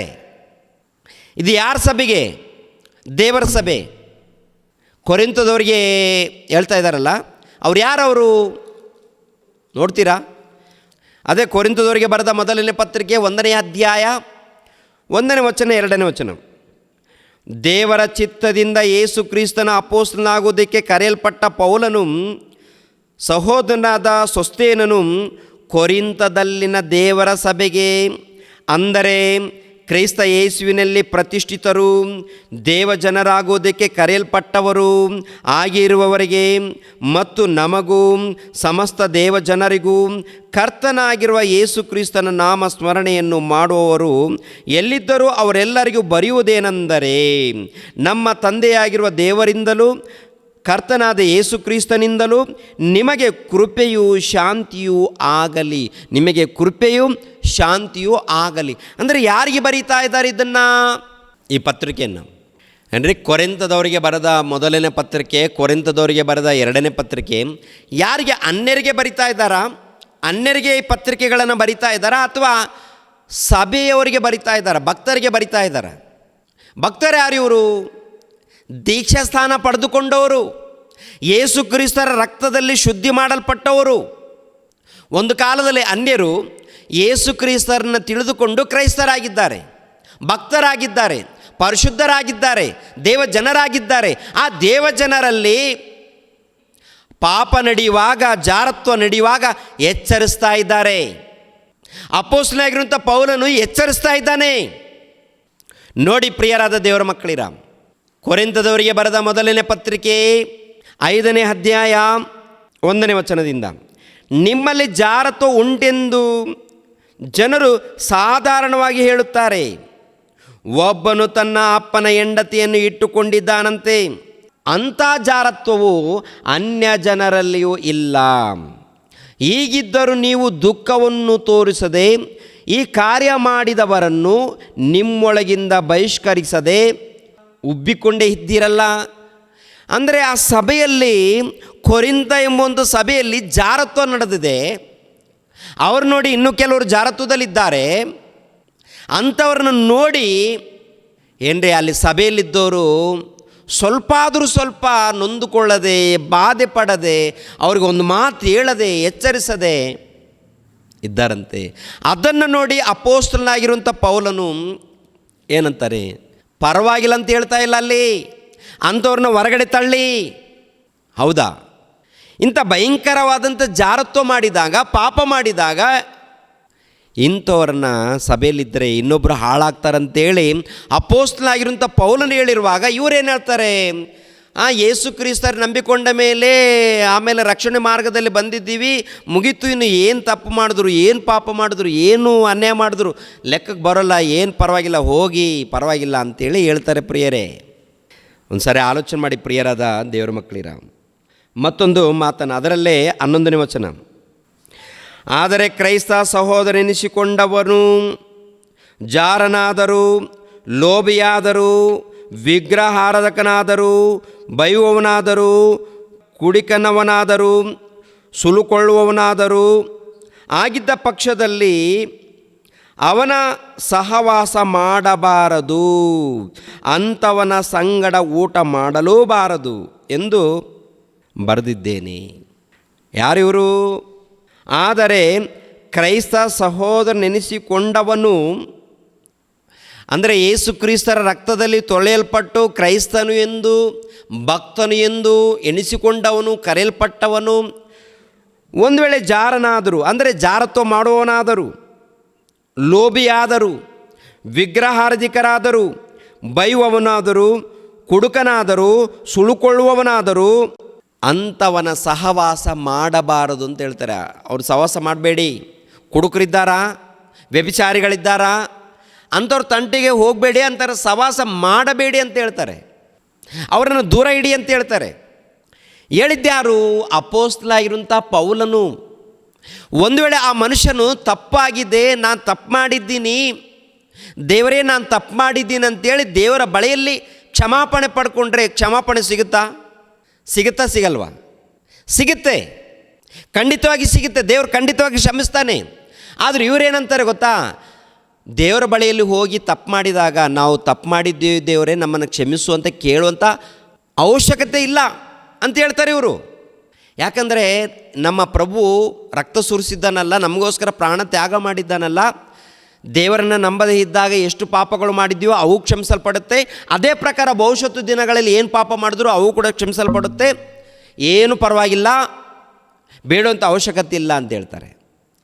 ಆದರೆ ಪ್ರಿಯರಾದ ದೇವರ ಮಕ್ಕಳಿರ, ತಪ್ಪು ನಡೆದಾಗ, ಪಾಪಗಳು ನಡೆದಾಗ ದೇವರ ಬಳಿಯಲ್ಲಿ ಹೋಗಿ ನಾವು ಕ್ಷಮಾಪಣೆ ಕೇಳಬೇಕು.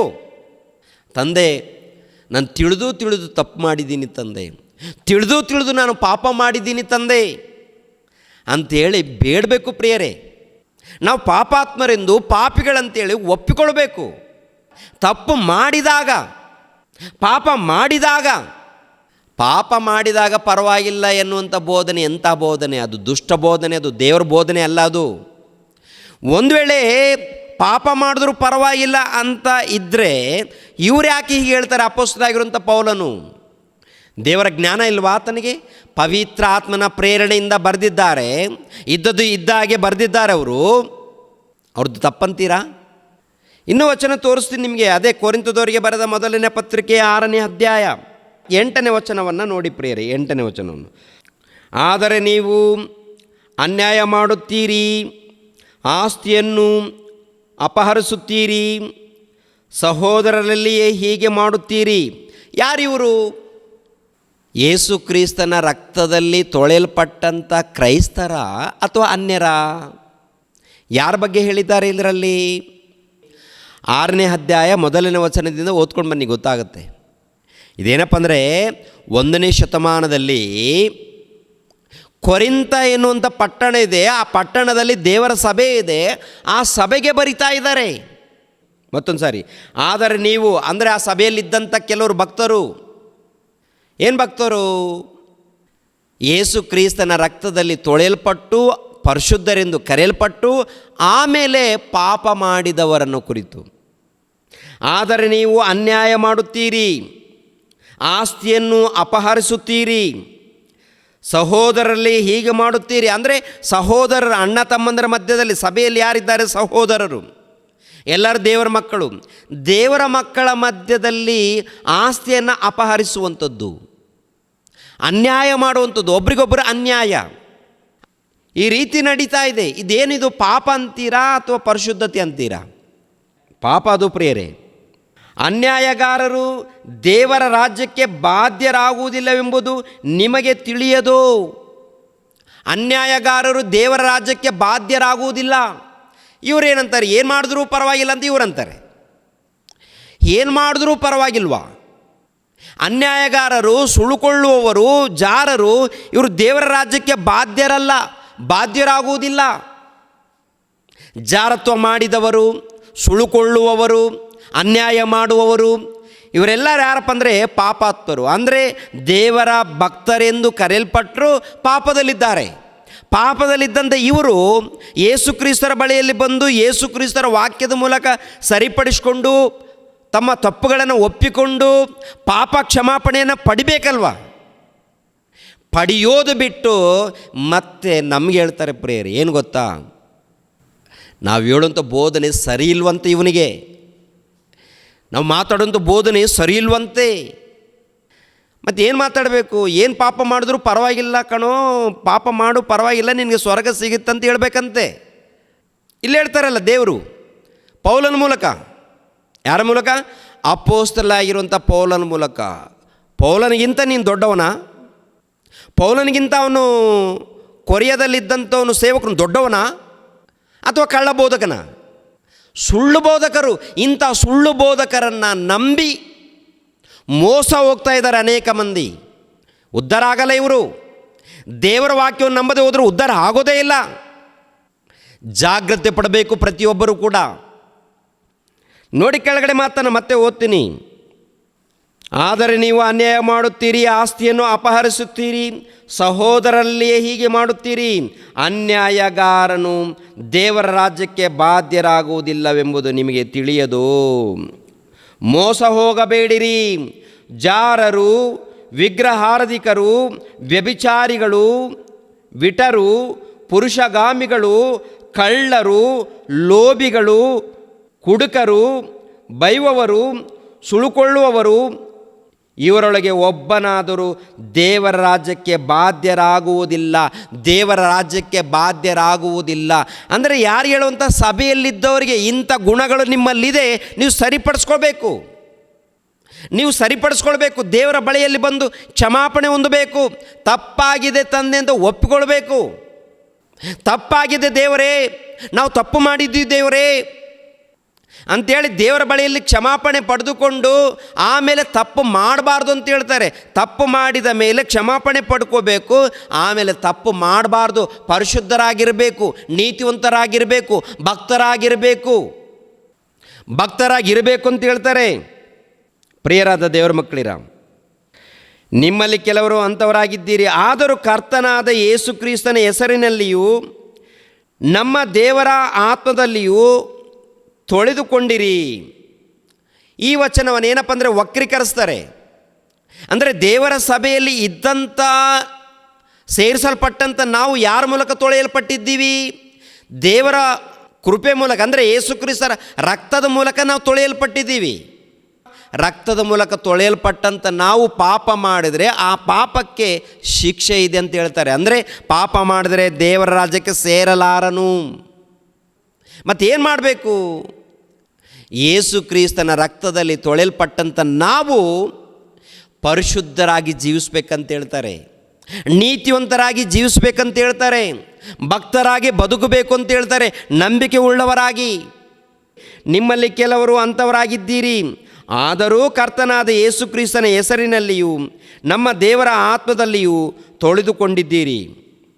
ದೇವಜನರಾಗಿದ್ದೀರಿ, ನೀತಿವಂತರೆಂಬ ನಿರ್ಣಯವನ್ನು ಹೊಂದಿದ್ದೀರಿ. ಮೇಲುಗಡೆ ಟೈಟಲ್ ನೋಡಿ ಒಂದು ಸಾರಿ. ಜಾರತ್ವವು ಅತಿ ಭಯಂಕರವಾದ ಪಾಪಕೃತ್ಯ. ದೇಹವು ಪವಿತ್ರಾತ್ಮನಿಗೆ ಅನುಕೂಲವಾದ ಗರ್ಭಗುಡಿಯಾಗಿರಬೇಕು ಎಂಬುದು ಬೋಧನೆ. ಇದರಲ್ಲಿ ಪಾಪ ಮಾಡಿದರೆ, ಅಂದರೆ ಜಾರತ್ವ ಮಾಡಿದರೆ ಅದು ಭಯಂಕರವಾದಂಥ ಪಾಪಕೃತ್ಯ. ಅದು ಮತ್ತೇನು ಮಾಡಬಾರ್ದು? ಇದು ದೇವರಿಗೆ ಗರ್ಭಗುಡಿ. ಅದನ್ನೇ ಹೇಳ್ಕೊಂಡು ಬರ್ತಾರೆ ಇಲ್ಲಿ, ಗಮನಿಸಬೇಕು. ಎಲ್ಲ ಕಾರ್ಯಗಳನ್ನು ಮಾಡೋದಕ್ಕೆ ನನಗೆ ಸ್ವಾತಂತ್ರ್ಯವೇನೋ ಉಂಟು, ಆದರೆ ಎಲ್ಲವೂ ವೀತವಾಗಿರುವುದಿಲ್ಲ. ಎಲ್ಲ ಕಾರ್ಯಗಳನ್ನು ಮಾಡುವುದಕ್ಕೆ ನನಗೆ ಸ್ವಾತಂತ್ರ್ಯ ಉಂಟು, ಆದರೆ ನಾನು ಯಾವುದಕ್ಕೂ ಒಳಗಾಗುವುದಿಲ್ಲ.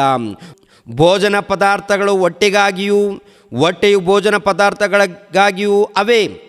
ದೇವರು ಇದನ್ನು ಅವುಗಳನ್ನು ಕೂಡ ತೆಗೆದು ಹಾಕುವನು. ಆದರೂ ದೇಹವು ಆಧಾರದಗೋಸ್ಕರ ಇರುವಂಥದ್ದಲ್ಲ. ಅಂದರೆ ವ್ಯಭಿಚಾರದಗೋಸ್ಕರ ಈ ದೇಹ ಅಲ್ಲ, ವ್ಯಭಿಚಾರದಗೋಸ್ಕರ ಈ ದೇಹ ಕೊಡಲ್ಪಟ್ಟಿಲ್ಲ, ಕರ್ತನಿಗೋಸ್ಕರವಾಗಿದೆ. ಕರ್ತನು ದೇಹಗೋಸ್ಕರ ಇದ್ದಾನೆ. ದೇವರು ಕರ್ತನನ್ನು ಎಬ್ಬಿಸಿದಲ್ಲದೆ ನಮ್ಮನ್ನು ತನ್ನ ಪರಾಕ್ರಮದಿಂದ ಎಬ್ಬಿಸುವನು. ಎರಡನೇ ಆಗಮನದಲ್ಲಿ ನಮ್ಮನ್ನು ಕೂಡ ಎಬ್ಬಿಸ್ತಾನೆ. ನಿಮ್ಮ ದೇಹಗಳು ಕ್ರಿಸ್ತನಿಗೆ ಅಂಗಗಳಾಗಿವೆ ಎಂಬುದು ನಿಮಗೆ ತಿಳಿಯದು. ನಿಮ್ಮ ದೇಹಗಳು ಯಾರಿಗೆ ಅಂಗಗಳಾಗಿದೆಯಂತೆ? ಯೇಸು ಕ್ರಿಸ್ತರೇ ದೇಹಕ್ಕೆ ಅಂಗಗಳಾಗಿದೆಯಂತೆ. ಅವಯವಗಳು, ಅಂಗಗಳು. ಅಂಗಗಳಾದರೆ ಹೀಗಿರಲಾಗಿ ಕ್ರಿಸ್ತನ ಅಂಗಗಳಾಗಿರುವಂಥವುಗಳನ್ನು ತೆಗೆದುಬಿಟ್ಟು ಸೂಳೆಯ ಅಂಗಗಳಾಗಿ ಮಾಡಬಹುದೇ? ಸೂಳೆಯ ಅಂಗಗಳಾಗಿ ಮಾಡಬಹುದೇ? ಅಂದರೆ ನಿಮ್ಮ ದೇಹ ದೇವರಿಗೆ ಆಲಯ, ನಿಮ್ಮ ದೇಹ ಯೇಸು ಕ್ರಿಸ್ತನಿಗೆ ಆಲಯ. ನಿಮ್ಮ ಶರೀರ, ನೀವು ಯೇಸು ಕ್ರಿಸ್ತನಿಗೆ ಅಂಗಗಳಾಗಿದ್ದೀರಿ, ಅವಯವಗಳಾಗಿದ್ದೀರಿ. ಯೇಸು ಕ್ರಿಸ್ತನಿಗೆ ಅವಯವಗಳಾಗಿದ್ದಂಥ ನೀವು ವ್ಯಭಿಚಾರ ಮಾಡಿದರೆ ಏನಾಗುತ್ತೆ? ನಿಮ್ಮ ದೇಹವು ಯಾರಿಗೆ ಅವಯವಗಳು? ದೇವರಿಗೆ, ಯೇಸು ಕ್ರಿಸ್ತನಿಗೆ. ಯೇಸು ಕ್ರಿಸ್ತನಿಗೆ ನಿಮ್ಮ ದೇಹ ಅವಯವಗಳು. ಮತ್ತೊಂದು ಸಾರಿ ನೋಡೋಣ ಈ ಮಾತನ್ನು. 15ನೇ ವಚನ. ನಿಮ್ಮ ದೇಹಗಳು ಕ್ರಿಸ್ತನ ಅಂಗಗಳಾಗಿವೆ ಎಂಬುದು ನಿಮಗೆ ತಿಳಿಯದು.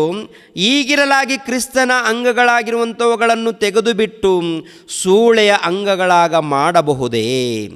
ಎಂದಿಗೂ ಮಾಡಬಾರದು. ಸೂಳೆಯ ಸಂಸರ್ಗ ಮಾಡುವವನು ಅವಳೊಂದಿಗೆ ಒಂದೇ ದೇಹವಾಗಿದ್ದಾನೆಂಬುದು ನಿಮಗೆ ತಿಳಿಯದು. ಗಂಡ ಹೆಂಡರಿಬ್ಬರು ಒಂದೇ ಶರೀರವಾಗಿರುವುದೆಂದು ದೇವರು ಹೇಳಿದನಲ್ಲ. ಕರ್ತನ ಸಂಸರ್ಗದಲ್ಲಿ ಇರುವವನಾದರೋ ಆತನೊಂದಿಗೆ ಒಂದೇ ಆತ್ಮವಾಗಿದ್ದಾನೆ. ಜಾರತ್ವಕ್ಕೆ ದೂರವಾಗಿ ಓಡಿ ಹೋಗಿರಿ.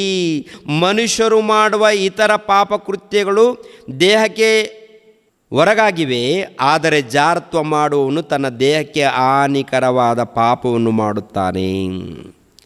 ಹಾನಿಕರವಾದ ಪಾಪ ಅಂದರೆ ಹೊರಗಡೆ ಇದ್ದಂಥ ಅನ್ಯ ಜನರನ್ನು ಕುರಿತು ಹೇಳ್ತಾ ಇದ್ದಾನ, ಅಥವಾ ಸಭೆಯಲ್ಲಿದ್ದಂಥ ಕ್ರೈಸ್ತರನ್ನು ಕುರಿತು ಹೇಳ್ತಾ ಇದ್ದಾರೆ? ಹೇಳಬೇಕು ಪ್ರಿಯರೇ, ಬುದ್ಧಿವಂತರು. ಯಾರಿಗೆ ಹೇಳುವಂಥ ಮಾತಿದು? ದೇವರ ಮಕ್ಕಳು ಎಂದು, ದೇವರ ಭಕ್ತರು ಎಂದು, ದೇವರ ಸಭೆ ಎಂದು, ಪರಿಶುದ್ಧರೆಂದು ಕರೆಯಲ್ಪಡುತ್ತಿರುವಂಥ ಅವ್ರಿಗೆ ಹೇಳುವಂಥ ಮಾತು. ಏನಾಗಿದ್ದಾರೆ ಅವರು? ಜಾರತ್ವದಲ್ಲಿದ್ದಾರೆ, ಪಾಪದಲ್ಲಿದ್ದಾರೆ, ಕಾಮಕತ್ವದಲ್ಲಿದ್ದಾರೆ, ವಿಗ್ರಹಾರಾಧನೆ ಮಾಡ್ತಾ ಇದ್ದಾರೆ. ದೇವರು ಈ ಕಡೆ ವಿಗ್ರಹಾರಾಧನೆ, ಪಾಪದಲ್ಲಿದ್ದಂಥ ಇವರ ಗತಿ ಏನಾಗುತ್ತೆ? ಸತ್ರೆ ಏನಾಗುತ್ತೆ ರೀ? ಪರಲೋಕಕ್ಕೆ ಹೊರಟೋಗ್ತಾರಾ? ಬದಲಾಗಬೇಕು ಅಂತೇಳಿ ದೇವರು ಎದುರು ನೋಡ್ತಾರೆ. ಆದರೆ ಇವರ ಬೋಧನೆ ಹೇಗಿದೆಪ್ಪ ಅಂತ ನೋಡುವಾಗ, ಏನು ಪರವಾಗಿಲ್ಲ ಬ್ರದರ್, ದೇವರನ್ನು ನಂಬಿಕೊಂಡಿದ್ದೀರಲ್ಲ, ಯೇಸು ಕ್ರಿಸ್ತರ ರಕ್ತದಲ್ಲಿ ತೊಳೆಯಲ್ಪಟ್ಟಿದ್ದೀರಲ್ಲ, ನೀವು ಪರಿಶುದ್ಧರಾಗಿ ಕರೆಯಲ್ಪಡ್ತಾ ಇದ್ದೀರಾ, ಏನು ಪಾಪ ಮಾಡಿದ್ರು ಪರವಾಗಿಲ್ಲ ಹೊರಟೋಗಿ ಅಂತ ಹೇಳುವಂಥ ಬೋಧನೆ. ಒಂದು ಸಾರಿ ಆಲೋಚನೆ ಮಾಡಿ ಪ್ರಿಯರಾದ ದೇವರ ಮಕ್ಕಳಿಗೆ. ಯಾಕೋಬನು ಹೇಳುವಂಥ ಮಾತು ನೋಡಿ ಒಂದು ಸಾರಿ. ಯಾಕೋಬನು ಬರೆದ ಪತ್ರಿಕೆ 4ನೇ ಅಧ್ಯಾಯ 4ನೇ ವಚನ. ವ್ಯಭಿಚಾರಿಗಳು ನೀವು, ಇಹಲೋಕ ಸ್ನೇಹವು ದೇವರ ವೈರವೆಂದು ನಿಮಗೆ ತಿಳಿಯದು. ಲೋಕಕ್ಕೆ ಸ್ನೇಹಿತನಾಗಬೇಕೆಂದಿರುವವನು ತನ್ನನ್ನು ದೇವರಿಗೆ ವಿರೋಧಿಯನ್ನಾಗಿ ಮಾಡುತ್ತಾನೆ. ನಿಮಗೆ ತಿಳಿಯದು. ಯಾರಿಗೆ ಹೇಳುವಂಥ ಮಾತು? ಯಾಕೋಬನು ಪತ್ರಿಕೆ ಬರಿತಾ ಇದ್ದಾನಲ್ಲ, ಯಾರಿಗಾಗಿ ಬರಿತಾ ಇದ್ದಾನೆ? ಅನ್ಯರಿಗಾಗಿ ಬರಿತಾ ಇದ್ದಾನ, ಅಥವಾ ದೇವರನ್ನು ನಂಬಿರುವಂಥ ಭಕ್ತರಿಗೆ ಬರಿತಾ ಇದ್ದಾನ? 1ನೇ ಅಧ್ಯಾಯದಲ್ಲಿ ನೋಡೋಣವಾ? 1ನೇ ಅಧ್ಯಾಯದಲ್ಲಿ ನೋಡಿದ್ರೆ ಗೊತ್ತಾಗುತ್ತೆ. ಯಾಕೆಂದರೆ ಈ ಅಪೋಸ್ತಲನಾಗಿರುವಂಥ ಪೌಲನು ಬರೆದ್ರು, ಅಪೋಸ್ತಲನಾಗಿರುವಂಥ ಪೇತ್ರನು ಬರೆದ್ರು, ಅಥವಾ ಯೋಹಾನನು ಬರೆದ್ರು. ಪ್ರಾರಂಭದಲ್ಲಿ ಯಾವ ಸಭೆಗೆ ಬರೆದಿದ್ದಾರೋ, ಯಾರಿಗೆ ಬರೆದಿದ್ದಾರೋ ಅಲ್ಲಿ ಹೇಳ್ತಾರೆ ಪ್ರಿಯರೇ. ನೋಡಿ, ಯಾಕೋಬನು ಯಾರಿಗೆ ಬರೆದಿದ್ದಾರೆ ನೋಡಿ ಒಂದು ಸಾರಿ. ಯಾಕೋಬನು ಬರೆದ ಪತ್ರಿಕೆ 1ನೇ ಅಧ್ಯಾಯ 1ನೇ ವಚನ. ದೇವರಿಗೂ ಕರ್ತನಾದ ಯೇಸು ಕ್ರಿಸ್ತನಿಗೂ ದಾಸನಾಗಿರುವ ಯಾಕೋಬನು ಅನ್ಯ ದೇಶಗಳಲ್ಲಿ ಚದರಿರುವ ಇಸ್ರಾಯೇಲ್ 12 ಕುಲದವರಿಗೆ ಬರೆಯುವುದು ನಿಮಗೆ ಶುಭವಾಗಲಿ. ಅಂದರೆ 12 ಕುಲಗಳು ಅನ್ಯ ದೇಶದಲ್ಲಿ ಚದರಿ ಹೋಗಿದ್ದಾರೆ. ಯಾರು? ಇಸ್ರಾಯೇಲ್ರಂದರೆ ಯೇಸು ಕ್ರಿಸ್ತರನ್ನ ನಂಬಿರುವಂಥ ಇಸ್ರಾಯೇಲ್ರ, ಅಥವಾ ಯೇಸು ಕ್ರಿಸ್ತರನ್ನು ನಂಬದೇ ಇದ್ದಂಥ ಇಸ್ರಾಯೇಲ್ರ? ಯೇಸು ಕ್ರಿಸ್ತರನ್ನು ನಂಬಿರುವಂಥ ಭಕ್ತರಿಗೆ ಹೇಳುವಂಥ ಮಾತು. ಯಾರನ್ನು ನಂಬಿರುವಂಥ ಭಕ್ತರು? ಯೇಸು ಕ್ರಿಸ್ತರನ್ನು ನಂಬಿರುವಂಥ ಇಸ್ರಾಯೇಲ್ರು. ಒಂದು ಕಾಲದಲ್ಲಿ ಇಸ್ರಾಯೇಲ್ರಂತ ಕರೆಯಲ್ಪಡ್ತಾ ಇದ್ದಾರಲ್ಲ, ಇಸ್ರಾಯೇಲ್ರಿಂದ ಕರೆಯಲ್ಪಡುವಂಥ ಕೆಲವರು ಅಂದರೆ ಯೆಹೂದ್ಯರು ಯೇಸು ಕ್ರಿಸ್ತರನ್ನು ನಂಬಿ ಬೇರೆಯವರ ಪ್ರಾಂತಕ್ಕೆ ಹೊರಟೋಗಿರ್ತಾರೆ. ಯಾಕೆಂದರೆ ಅಪೋಸ್ತಲರ ಕಾಲದಲ್ಲಿ ಸಭೆಗೆ ದೊಡ್ಡ ಹಿಂಸೆ ಉಂಟಾಗುತ್ತೆ ರೀ. ಶ್ರಮೆ, ಸಂಕಟ, ಕಷ್ಟಗಳು ಉಂಟಾದಾಗ ಚದರಿ ಹೋಗ್ತಾರೆ. ಚದರಿ ಹೋಗಿರುವಂಥ ಅವರಿಗೆ, ಭಕ್ತರಿಗೆ ಬರೆಯುವಂಥದ್ದು.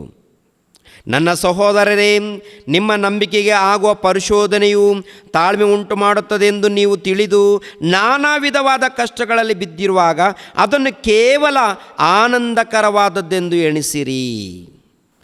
ಪ್ರಿಯರಾದ ದೇವರ ಮಕ್ಕಳಿರ, ಆಲೋಚನೆ ಮಾಡಿ. ಇದು ಯಾಕೋಬನು ಬರೆದ ಪತ್ರಿಕೆ ಇದೆಯಲ್ಲ, ಯಾಕೋಬನು ಏನ್ರಿ ಒಬ್ಬ ಭಕ್ತನು, ಅಂದರೆ ಯೇಸು ಕ್ರಿಸ್ತರ ತಮ್ಮನು, ಮರಿಯಮ್ಮಳ ಮೂಲಕ ಹುಟ್ಟಿರುವಂಥ ಮಗನೀತ ಯಾಕೋಬ. ಈತನು ಬರೀತಾನೆ ಪ್ರಿಯರೇ. ಯಾರಿಗೆ? ಕ್ರೈಸ್ತರಿಗೆ.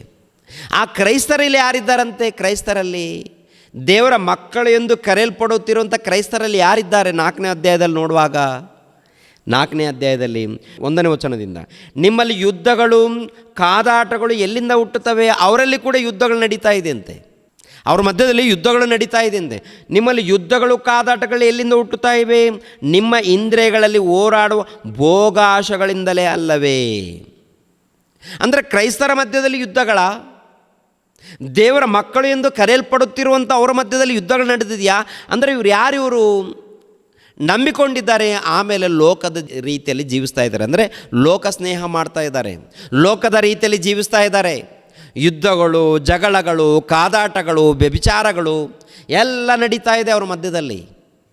ಅದೇ ಹೇಳ್ತಾರೆ ಇಲ್ಲಿ, ನಿಮ್ಮಲ್ಲಿ ಯುದ್ಧಗಳು ಕಾದಾಟಗಳು ಎಲ್ಲಿಂದ ಹುಟ್ಟುತ್ತವೆ? ನಿಮ್ಮ ಇಂದ್ರಿಯಗಳಲ್ಲಿ ಹೋರಾಡುವ ಭೋಗಾಶಗಳಿಂದಲೇ ಅಲ್ಲವೇ? ನೀವು ಆಶಿಸಿದರೂ ಹೊಂದದೇ ಇದ್ದೀರಿ. ನೀವು ಕೊಲೆಗಾರರಾಗುವಷ್ಟು ಹೊಟ್ಟೆ ಕಿಚ್ಚು ಪಟ್ಟವರಾದರೂ ಸಂಪಾದಿಸಲಾರದೇ ಇದ್ದೀರಿ. ನೀವು ಕಾದಾಡುತ್ತೀರಿ, ಯುದ್ಧ ಮಾಡುತ್ತೀರಿ ಅಂದರೆ ನೀವು ದೇವರನ್ನು ಬೇಡಿಕೊಳ್ಳದ ಕಾರಣ ನಿಮಗೇನು ದೊರೆಯುವುದಿಲ್ಲ. ನೀವು ಬೇಡಿದರೂ ಬೇಡಿದ್ದನ್ನು ನಿಮ್ಮ ಭೋಗಗಳಿಗಾಗಿಯೇ ಉಪಯೋಗಿಸಬೇಕೆಂಬ ದುರಾಭಿಪ್ರಾಯಪಟ್ಟು ಬೇಡಿಕೊಳ್ಳುವರಾದ್ದರಿಂದ ನಿಮಗೆ ದೊರೆಯುವುದಿಲ್ಲ. ವ್ಯಭಿಚಾರಿಣಿಗಳು ನೀವು. ಇಹಲೋಕ ಸ್ನೇಹವು ದೇವವೈರವೆಂದು ನಿಮಗೆ ತಿಳಿಯದೋ? ಲೋಕಕ್ಕೆ ಸ್ನೇಹಿತನಾಗಬೇಕೆಂದಿರುವವನು ತನ್ನನ್ನು ದೇವರಿಗೆ ವಿರೋಧಿಯನ್ನಾಗಿ ಮಾಡಿಕೊಳ್ಳುತ್ತಾನೆ. ಅಂದರೆ ಲೋಕದಲ್ಲಿ ಜಾರತ್ವ ಇಲ್ಲ ಅನ್ಯಾಯ ಇಲ್ಲಾಂದರೆ ಮೋಸ ಏನಾದರೂ ಮಾಡಿದಾಗ ಯಾರಿಗೆ ವಿರೋಧಿ? ದೇವರಿಗೆ ವಿರೋಧಿ. ಇವನು ಯಾರಿವರು? ದೇವರನ್ನು ನಂಬಿಕೊಂಡು ಯೇಸು ಕ್ರಿಸ್ತರ ರಕ್ತದ ಮೂಲಕ ತೊಳೆಯಲ್ಪಟ್ಟು ಆಮೇಲೆ ಲೋಕದ ರೀತಿಯಲ್ಲಿದ್ದವರು ಇವರು, ಪಾಪದಲ್ಲಿದ್ದವರು ಇವರು. ಎಲ್ಲಿಗೆ ಹೋಗ್ತಾರೆ ಇವರು? ಪಾಪದಲ್ಲಿದ್ದಂತಿವರು ಸತ್ತರೆ ಎಲ್ಲಿಗೆ ಹೋಗ್ತಾರೆ? ಸತ್ತರೆ ನರಕಕ್ಕೆ ಹೋಗ್ತಾರೆ, ಪರಲೋಕಕ್ಕೆ ಹೋಗಲ್ಲ. ಪರಲೋಕಕ್ಕೆ ಯೋಗ್ಯರಲ್ಲ. ಪರಲೋಕಕ್ಕೆ ಯೋಗ್ಯನಾಗಬೇಕಂದ್ರೆ ವಾಕ್ಯವನ್ನು ಪರಿಶೋಧನೆ ಮಾಡಿ ನೀನು ತಿಳ್ಕೊಳ್ಬೇಕಲ್ಲ. ತಿಳ್ಕೊಂಡು ನಿನ್ನ ಬದುಕನ್ನು ಬದಲಾವಣೆ ಮಾಡ್ಕೊಳ್ಬೇಕಲ್ಲ. ಯಾವನೋ ಹೇಳಿದ್ದಂಥ ಬೋಧನೆಯನ್ನು ನಂಬಿಕೊಂಡು ಕೂತ್ಕೊಂಡ್ರೆ ಹೇಗೆ? ವಾಕ್ಯಗಳನ್ನು ಪರಿಶೋಧನೆ ಮಾಡಲ್ವಾ? ಓದಲ್ವಾ? ಯಾವುದೋ ಒಂದು 4 ವಚನಗಳನ್ನು ಹಿಡಿದುಕೊಂಡು ಜಯ ಅಂತೀರಾ? ಹಾಗಾದರೆ ನಿಮ್ಮ ಗತಿ ಏನು? ಏನಾಗುತ್ತೆ ನಿಮ್ಮ ಗತಿ?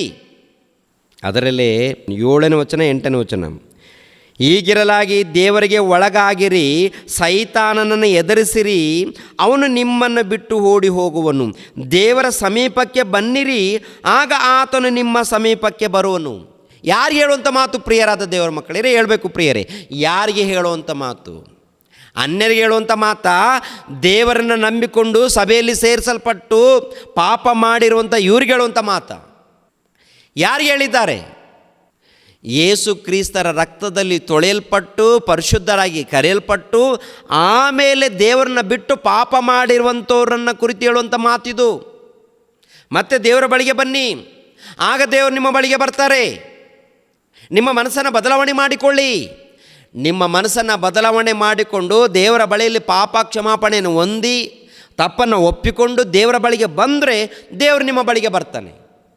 ಇವರೇನಂತಾರೆ?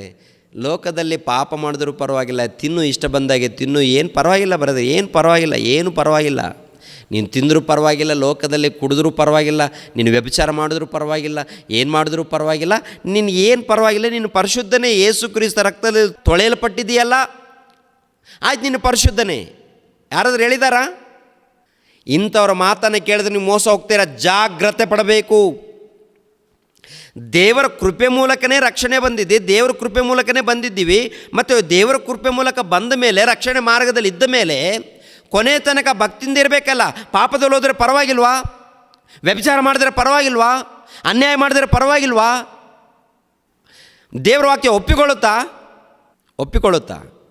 ಯಾರು ಹೇಳಿದ್ರೆ? ದೊಡ್ಡ ಕಳ್ಳ ಅವನು, ಅಜ್ಞಾನಿ ಅವನು, ದುಷ್ಟ ಬೋಧಕ ಅವನು. ಬದಲಾಗಬೇಕು. ಪೇತ್ರನು ಬರೆದ 2ನೇ ಪತ್ರಿಕೆ 2ನೇ ಅಧ್ಯಾಯ 20ನೇ ವಚನ, ಕರ್ತನೂ ರಕ್ಷಕನೂ ಆಗಿರುವ ಯೇಸು ಕ್ರಿಸ್ತನ ವಿಷಯವಾದ ಜ್ಞಾನ ಹೊಂದಿ ಲೋಕದ ಮಲಿನತ್ವಗಳಿಗೆ ತಪ್ಪಿಸಿಕೊಂಡವರು ತಿರುಗಿ ಅವುಗಳಲ್ಲಿ ಸಿಕ್ಕಿಕೊಂಡು ಸೋತು ಹೋದರೆ ಅವರ ಅಂತ್ಯಸ್ಥಿತಿಯು ಮೊದಲಿಗಿಂತ ಕೆಟ್ಟದ್ದಾಗಿದೆ. ಯಾರು ಹೇಳಿದ ಮಾತು ಇದು? ಅಪೊಸ್ತಲನಾಗಿರುವಂಥ ಪೇತ್ರನು. ಏನು ಅರ್ಥ ಏನಿದೆ ಇದರಲ್ಲಿ? ಅರ್ಥ ಏನಪ್ಪ? ಅನೇಕ ಮಂದಿ ಮೋಸ ಹೋಗಿದ್ದಾರೆ. ಜಾಗ್ರತೆ ಪಡಬೇಕು ಈ ಕೊನೆಯ ದಿನಗಳಲ್ಲಿ.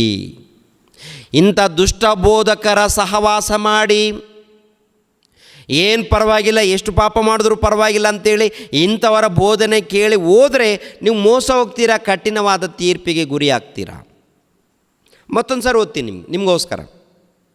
ಕರ್ತನೂ ರಕ್ಷಕನೂ ಆಗಿರುವ ಯೇಸು ಕ್ರಿಸ್ತನ ವಿಷಯವಾದ ಜ್ಞಾನ ಹೊಂದಿ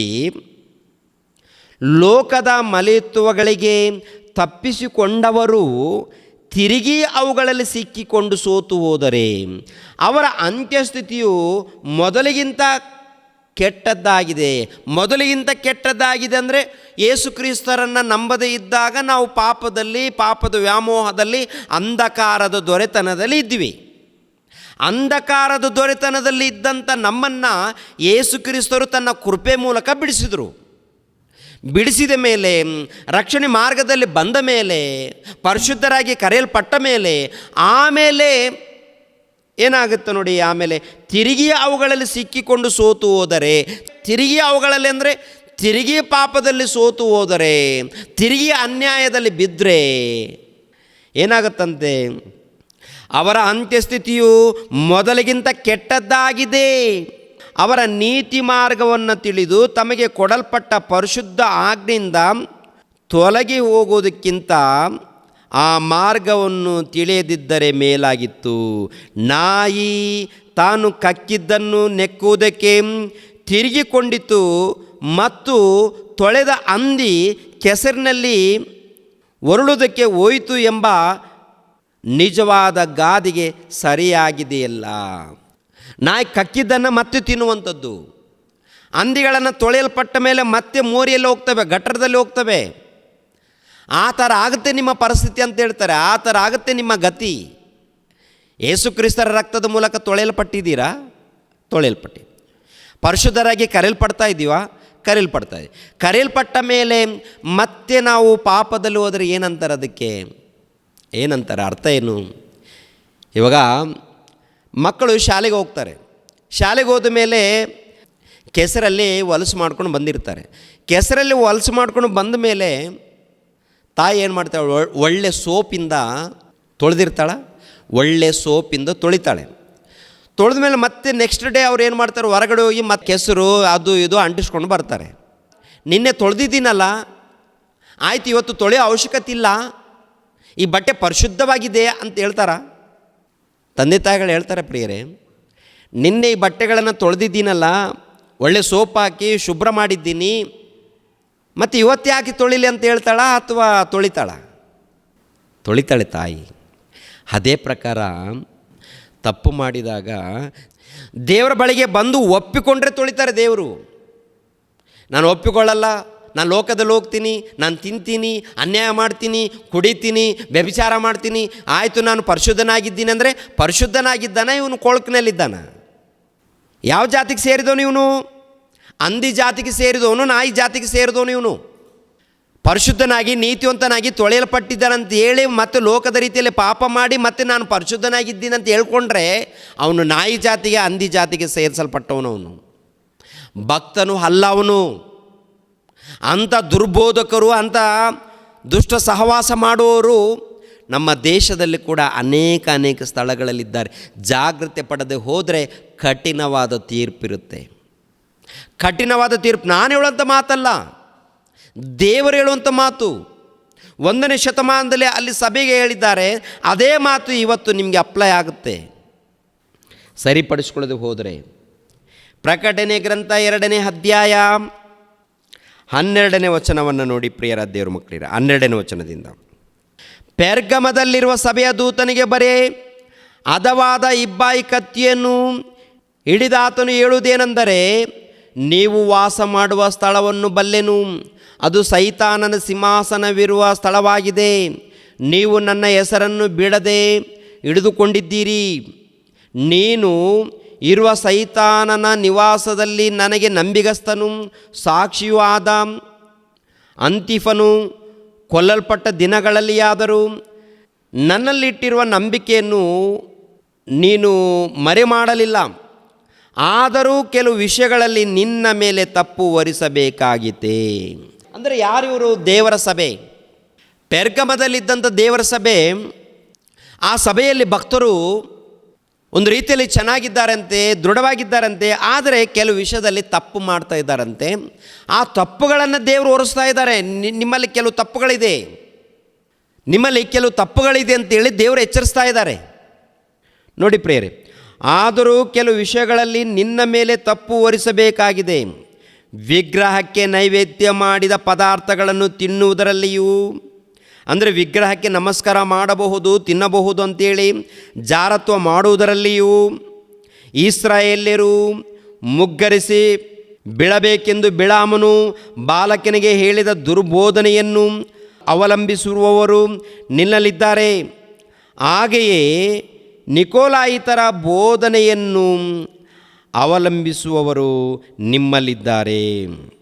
ಆದದರಿಂದ ದೇವರ ಕಡೆಗೆ ತಿರುಗಿಕೊಳ್ಳದಿದ್ದರೆ ನಾನು ಬೇಗನೆ ನಿನ್ನ ಬಳಿಗೆ ಬಂದು ನನ್ನ ಬಾಯಿ ಕತ್ತಿಯಿಂದ ಅದರ ಮೇಲೆ ಯುದ್ಧ ಮಾಡುವೆನು. ಅಂದರೆ ಯಾರಿವರು? ದೇವರ ಸಭೆ. ದೇವರ ಸಭೆ ಆಗಿರುವಾಗ ಮತ್ತೆ ನಿಮ್ಮ ಜೀವಿತನ ಬದಲಾವಣೆ ಮಾಡಿಕೊಂಡು ನನ್ನ ಕಡೆಗೆ ತಿರುಗಿರಿ ಅಂತ ಇದ್ದಾರೇನು? ಆಲ್ರೆಡಿ ದೇವರ ಕಡೆಗೆ ತಿರುಗಿದ್ದಾರಲ್ಲ, ಅವರ ವಿಷಯದಲ್ಲಿ ಸಾಕ್ಷಿ ಹೇಳ್ತಾ ಇದ್ದಾರೆ. ಆಲ್ರೆಡಿ ಅವರ ದೇವರನ್ನು ನಂಬಿಕೊಂಡಿದ್ದಾರೆ, ಪಾಪ ಕ್ಷಮಾಪಣೆ ನಿಮಿತ್ತವಾಗಿ ದೀಕ್ಷಾಸ್ಥಾನ ಪಡ್ಕೊಂಡಿದ್ದಾರೆ, ರಕ್ಷಣೆ ಮಾರ್ಗದಲ್ಲಿ ಇದ್ದಾರೆ.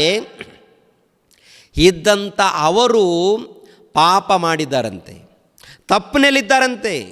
ತಪ್ಪಿನಲ್ಲಿ ಇರೋದರಿಂದ, ಪಾಪದಲ್ಲಿ ಇದ್ದದರಿಂದ ನಿಮ್ಮ ತಪ್ಪುಗಳನ್ನು ಸರಿಪಡಿಸ್ಕೊಳ್ರಿ ಅಂತೇಳಿ ಯೇಸು ಪ್ರಭು ನೇರವಾಗಿ ಅವ್ರಿಗೆ ಹೇಳಿರುವಾಗ ಇವರೇನಂತಾರೆ?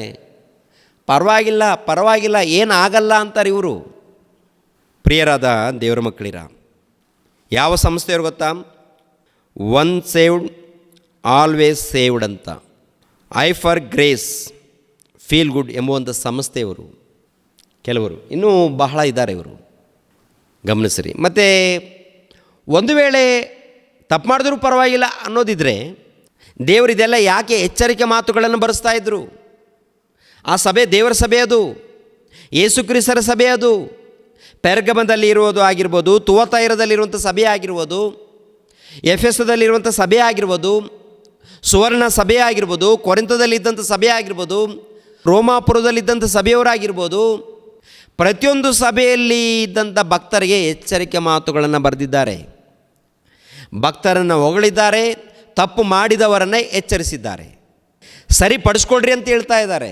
ಸರಿಪಡಿಸ್ಕೊಳ್ರಿ, ದೇವರ ಬಳಿಗೆ ಬನ್ನಿ, ತಪ್ಪುಗಳನ್ನು ಒಪ್ಪಿಕೊಳ್ರಿ, ಸರಿಪಡಿಸ್ಕೊಳ್ರಿ, ಇನ್ಮೇಲೆ ಪಾಪ ಮಾಡಬಾರ್ದು ಏನ್ರಿ. ಆದಿಕಾಂಡ ಮೊದಲುಗೊಂಡು ಪ್ರಕಟಣೆ ಗ್ರಂಥದವರೆಗೆ ದೇವರು ಹೇಳುವಂಥ ಮಾತು ನೋಡಿ, ನೀವು ಪಾಪ ಮಾಡಿಕೊಡ್ದು, ಅಧರ್ಮ ಮಾಡಿಕೊಡ್ದು, ತಪ್ಪು ಮಾಡಿಕೊಡ್ದು, ಇದೇ ದೇವರ ಬೋಧನೆ. ಆದರೂ ತಪ್ಪು ಮಾಡ್ತಾ ಇದ್ದಾರೆ. ದೇವರೇನು ಮಾಡ್ತಾ ಇದ್ದಾರೆ? ಕ್ಷಮಾಪಣೆ ಕೊಡ್ತಾ ಇದ್ದಾರೆ. ಸರಿಪಡಿಸ್ಕೊಳ್ರಿ ಅಂತೇಳಿ ದೇವರು ಅವಕಾಶ ಕೊಡ್ತಾ ಇದ್ದಾರೆ. ಈ ಅವಕಾಶವನ್ನು ಸದ್ವಿನಿಯೋಗ ಮಾಡಿಕೊಂಡ್ರೆ ರಕ್ಷಣೆ ಇರುತ್ತೆ. ಕೊನೆ ತನಕ ಭಕ್ತನಾಗಿ ಜೀವಿಸಬೇಕು, ಕಡೆಯವರೆಗೆ. ಮತ್ತಾಯನು ಬರೆದ ಸುವಾರ್ತೆ 24ನೇ ಅಧ್ಯಾಯ 13ನೇ ವಚನ, ಕಡೆಯವರೆಗೂ ತಾಳುವವನು ರಕ್ಷಣೆ ಹೊಂದುವನು. ಅಂದರೆ ರಕ್ಷಣೆ ಹೊಂದಿಲ್ವಾ ಇನ್ನು? ರಕ್ಷಣೆ ಹೊಂದುವಂಥದ್ದೇನು? ರಕ್ಷಣೆ ಹೊಂದುವಂಥದ್ದು ಅಂದರೆ ಯೇಸು ಕ್ರಿಸ್ತರನ್ನ ನಂಬಿ ಸಭೆಯಲ್ಲಿ ಸೇರಿಸಲ್ಪಟ್ಟು ಕೊನೆ ತನಕ, ಪ್ರಾಣ ಇರೋ ತನಕ ಭಕ್ತಿಯಿಂದ ನಡೆದುಕೊಂಡು ಸತ್ತ ಮೇಲೆ ನಿತ್ಯ ಜೀವನ ಪಡೆಯುವಂಥದ್ದೇ ರಕ್ಷಣೆ, ನಿಜವಾದ ರಕ್ಷಣೆ. ಸತ್ತ ಮೇಲೆ ನಿತ್ಯ ಜೀವ, ಪರಲೋಕ, ಆ ಪರಲೋಕವನ್ನು ಪಡ್ಕೊಳ್ತೀವಲ್ಲ, ಅದು ರಕ್ಷಣೆ. ಇದೇ ಯಾವುದಪ್ಪ ಅಂತ ನೋಡುವಾಗ ಯೇಸು ಕ್ರಿಸ್ತರ ಮಾರ್ಗ, ರಕ್ಷಣೆಯ ಮಾರ್ಗ ಇದು. ರಕ್ಷಣೆಯ ಮಾರ್ಗ ಇದು, ಯೇಸು ಕ್ರಿಸ್ತರ ಮಾರ್ಗ, ರಕ್ಷಣೆಯ ಮಾರ್ಗ. ದೀಕ್ಷಾಸ್ಥಾನ ಮಾತ್ರ ಪಡ್ಕೊಂಡಿದ್ದಾರೆ, ದೀಕ್ಷಾಸ್ಥಾನ ಪಡೆದುಕೊಂಡು ರಕ್ಷಣೆಯ ಮಾರ್ಗದಲ್ಲಿ ಬಂದಿದ್ದಾರೆ. ರಕ್ಷಣೆಯ ಮಾರ್ಗದಲ್ಲಿ ಬಂದಂಥ ನಾವು ಕೊನೆ ತನಕ ದೇವರಿಗೆ ಒಳಪಟ್ಟು, ದೇವರಿಗೆ ವಿಧೇಯರಾಗಿ ಭಕ್ತಿಯಿಂದ ನಡ್ಕೊಳ್ಬೇಕು. ಒಂದು ವೇಳೆ ಪಾಪ ಮಾಡಿದರೆ, ಒಂದು ವೇಳೆ ಅನ್ಯಾಯ ಮಾಡಿದರೆ ಲೋಕದಲ್ಲಿ, ಅದನ್ನು ತಿಳಿದುಕೊಂಡು ಮತ್ತು ದೇವರ ಬಳಿಯಲ್ಲಿ ಬಂದು ಪಾಪ ಕ್ಷಮಾಪಣೆ ಹೊಂದ್ಕೋಬೇಕು. ದೇವ, ನಾನು ತಪ್ಪು ಮಾಡಿದ್ದೀನಿ ತಂದೆ ಅಂತ ಮನಸ್ಫೂರ್ತಿಯಿಂದ, ಹೃದಯಪೂರ್ವಕದಿಂದ ಪಶ್ಚಾತ್ತಾಪ ಪಡಬೇಕು. ಪಶ್ಚಾತ್ತಾಪ ಪಟ್ಟಾಗ ದೇವರು ಕ್ಷಮಿಸ್ತಾರೆ. ಒಂದು ಮಾತು ಹೇಳ್ತಾರೆ, ಮತ್ತೆ ಪಾಪ ಮಾಡೋಕ್ಕೆ ಹೋಗಬೇಡ ಅಂತಾರೆ. ಮತ್ತೆ ನೀನು ಪಾಪ ಮಾಡೋಕ್ಕೆ ಹೋಗಬೇಡ ಅಂತಾರೆ.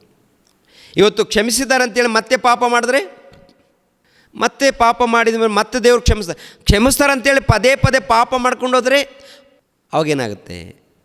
ಇಬ್ರಿಯರಿಗೆ ಬರೆದ ಪತ್ರಿಕೆ 10ನೇ ಅಧ್ಯಾಯ 25-26, ಸಭೆಯಾಗಿ ಕೂಡಿಕೊಳ್ಳುವುದನ್ನು ಕೆಲವರು ರೂಢಿಯಾಗಿ ಬಿಟ್ಟಿರುವ ಪ್ರಕಾರ ನಾವು ಬಿಟ್ಟು ಬಿಡದೆ ಒಬ್ಬರನ್ನೊಬ್ಬರು ಎಚ್ಚರಿಸೋಣ. ಅಂದರೆ ಇವರು ಸಭೆಗೆ ಹೋಗಲ್ಲ ರೀ, ಸಭೆಗೆ ಹೋಗುವಂಥ ಅವಶ್ಯಕತೆ ಇಲ್ಲ. ಆಲ್ರೆಡಿ ನಾನು ರಕ್ಷಣೆ ಹೊಂದಿದ್ದೀನಿ, ನನಗೆ ರಕ್ಷಣೆ ಬಂದಿದೆ. ಹೌದಪ್ಪ, ದೇವ್ರ ಕೃಪೆ ಮೂಲಕ ನಿನ್ನ ರಕ್ಷಣೆ ಮಾರ್ಗದಲ್ಲಿ ಬಂದಿದೆಯಾ. ರಕ್ಷಣೆ ಮಾರ್ಗದಲ್ಲಿ ಬಂದ ಮೇಲೆ ಸಭೆ ಸಹವಾಸದಲ್ಲಿರಬೇಕಲ್ಲ. ಸಭೆಯ ಸಹವಾಸದಲ್ಲಿರಬೇಕಾ? ಸಭೆಯ ಸಹವಾಸದಲ್ಲಿರಬೇಕು. ಪ್ರಾರ್ಥನೆ ಇರಬೇಕಾ? ಪ್ರಾರ್ಥನೆ ಮಾಡಬೇಕು, ಆರಾಧನೆ ಮಾಡಬೇಕು, ದೇವರ ಸೇವೆ ಮಾಡಬೇಕು. ಹೌದಲ್ವಾ? ದೇವರ ಸಹವಾಸದಲ್ಲಿರಬೇಕು. 25, ಸಭೆಯಾಗಿ ಕೂಡಿಕೊಳ್ಳುವುದನ್ನು ಕೆಲವರು ರೂಢಿಯಾಗಿ ಬಿಟ್ಟಿರುವ ಪ್ರಕಾರ ನಾವು ಬಿಟ್ಟು ಬಿಡದೆ ಒಬ್ಬರನ್ನೊಬ್ಬರು ಎಚ್ಚರಿಸೋಣ. ಕರ್ತನ ಪ್ರತ್ಯಕ್ಷತೆ ದಿನವು ಸಮೀಪಿಸುತ್ತಾ ಬರುತ್ತದೆ ಎಂದು ನೀವು ನೋಡುವುದರಿಂದ ಇದನ್ನು ಮತ್ತಿಷ್ಟು ಮಾಡಿರಿ. ಯಾಕೆಂದರೆ ಸತ್ಯದ ಪರಿಜ್ಞಾನವನ್ನು ನಾವು ಹೊಂದಿದ ಮೇಲೆ ಬೇಕೆಂದು ಪಾಪ ಮಾಡಿದರೆ ಪಾಪ ಪರಿಹಾರಕ್ಕಾಗಿ ಇನ್ಯಾವ ಯಜ್ಞವೂ ಇರುವುದಿಲ್ಲ. ಅತ್ಯಂತ ಭಯದಿಂದ ಎದುರು ನೋಡತಕ್ಕ ನ್ಯಾಯ ತೀರ್ಪು, ದೇವರ ವಿರೋಧಿಗಳನ್ನು ದಹಿಸುವ ತೀಕ್ಷ್ಣವಾದ ಅಗ್ನಿಯು ಇವೇ ನಮ್ಮ ಮುಂದೆ ಇರುವವು. ಏನಿದೆ ಅಂತೆ? ದಹಿಸುವ ಅಗ್ನಿ, ದಹಿಸುವ ತೀಕ್ಷ್ಣವಾದ ಅಗ್ನಿಯು ಇದೆ ಅಂತೆ. ಅಂದರೆ ಬೆಂಕಿಕೊಂಡ ಅಗ್ನಿ, ನರಕಾಗ್ನಿ. ತಿಳಿದು ಪಾಪ ಮಾಡಿದ್ರೆ, ತಿಳಿದು ಅನ್ಯಾಯ ಮಾಡಿದ್ರೆ ಕಠಿಣವಾದ ತೀರ್ಪಿಗೆ ಗುರಿಯಾಗ್ತಿರಂತೆ.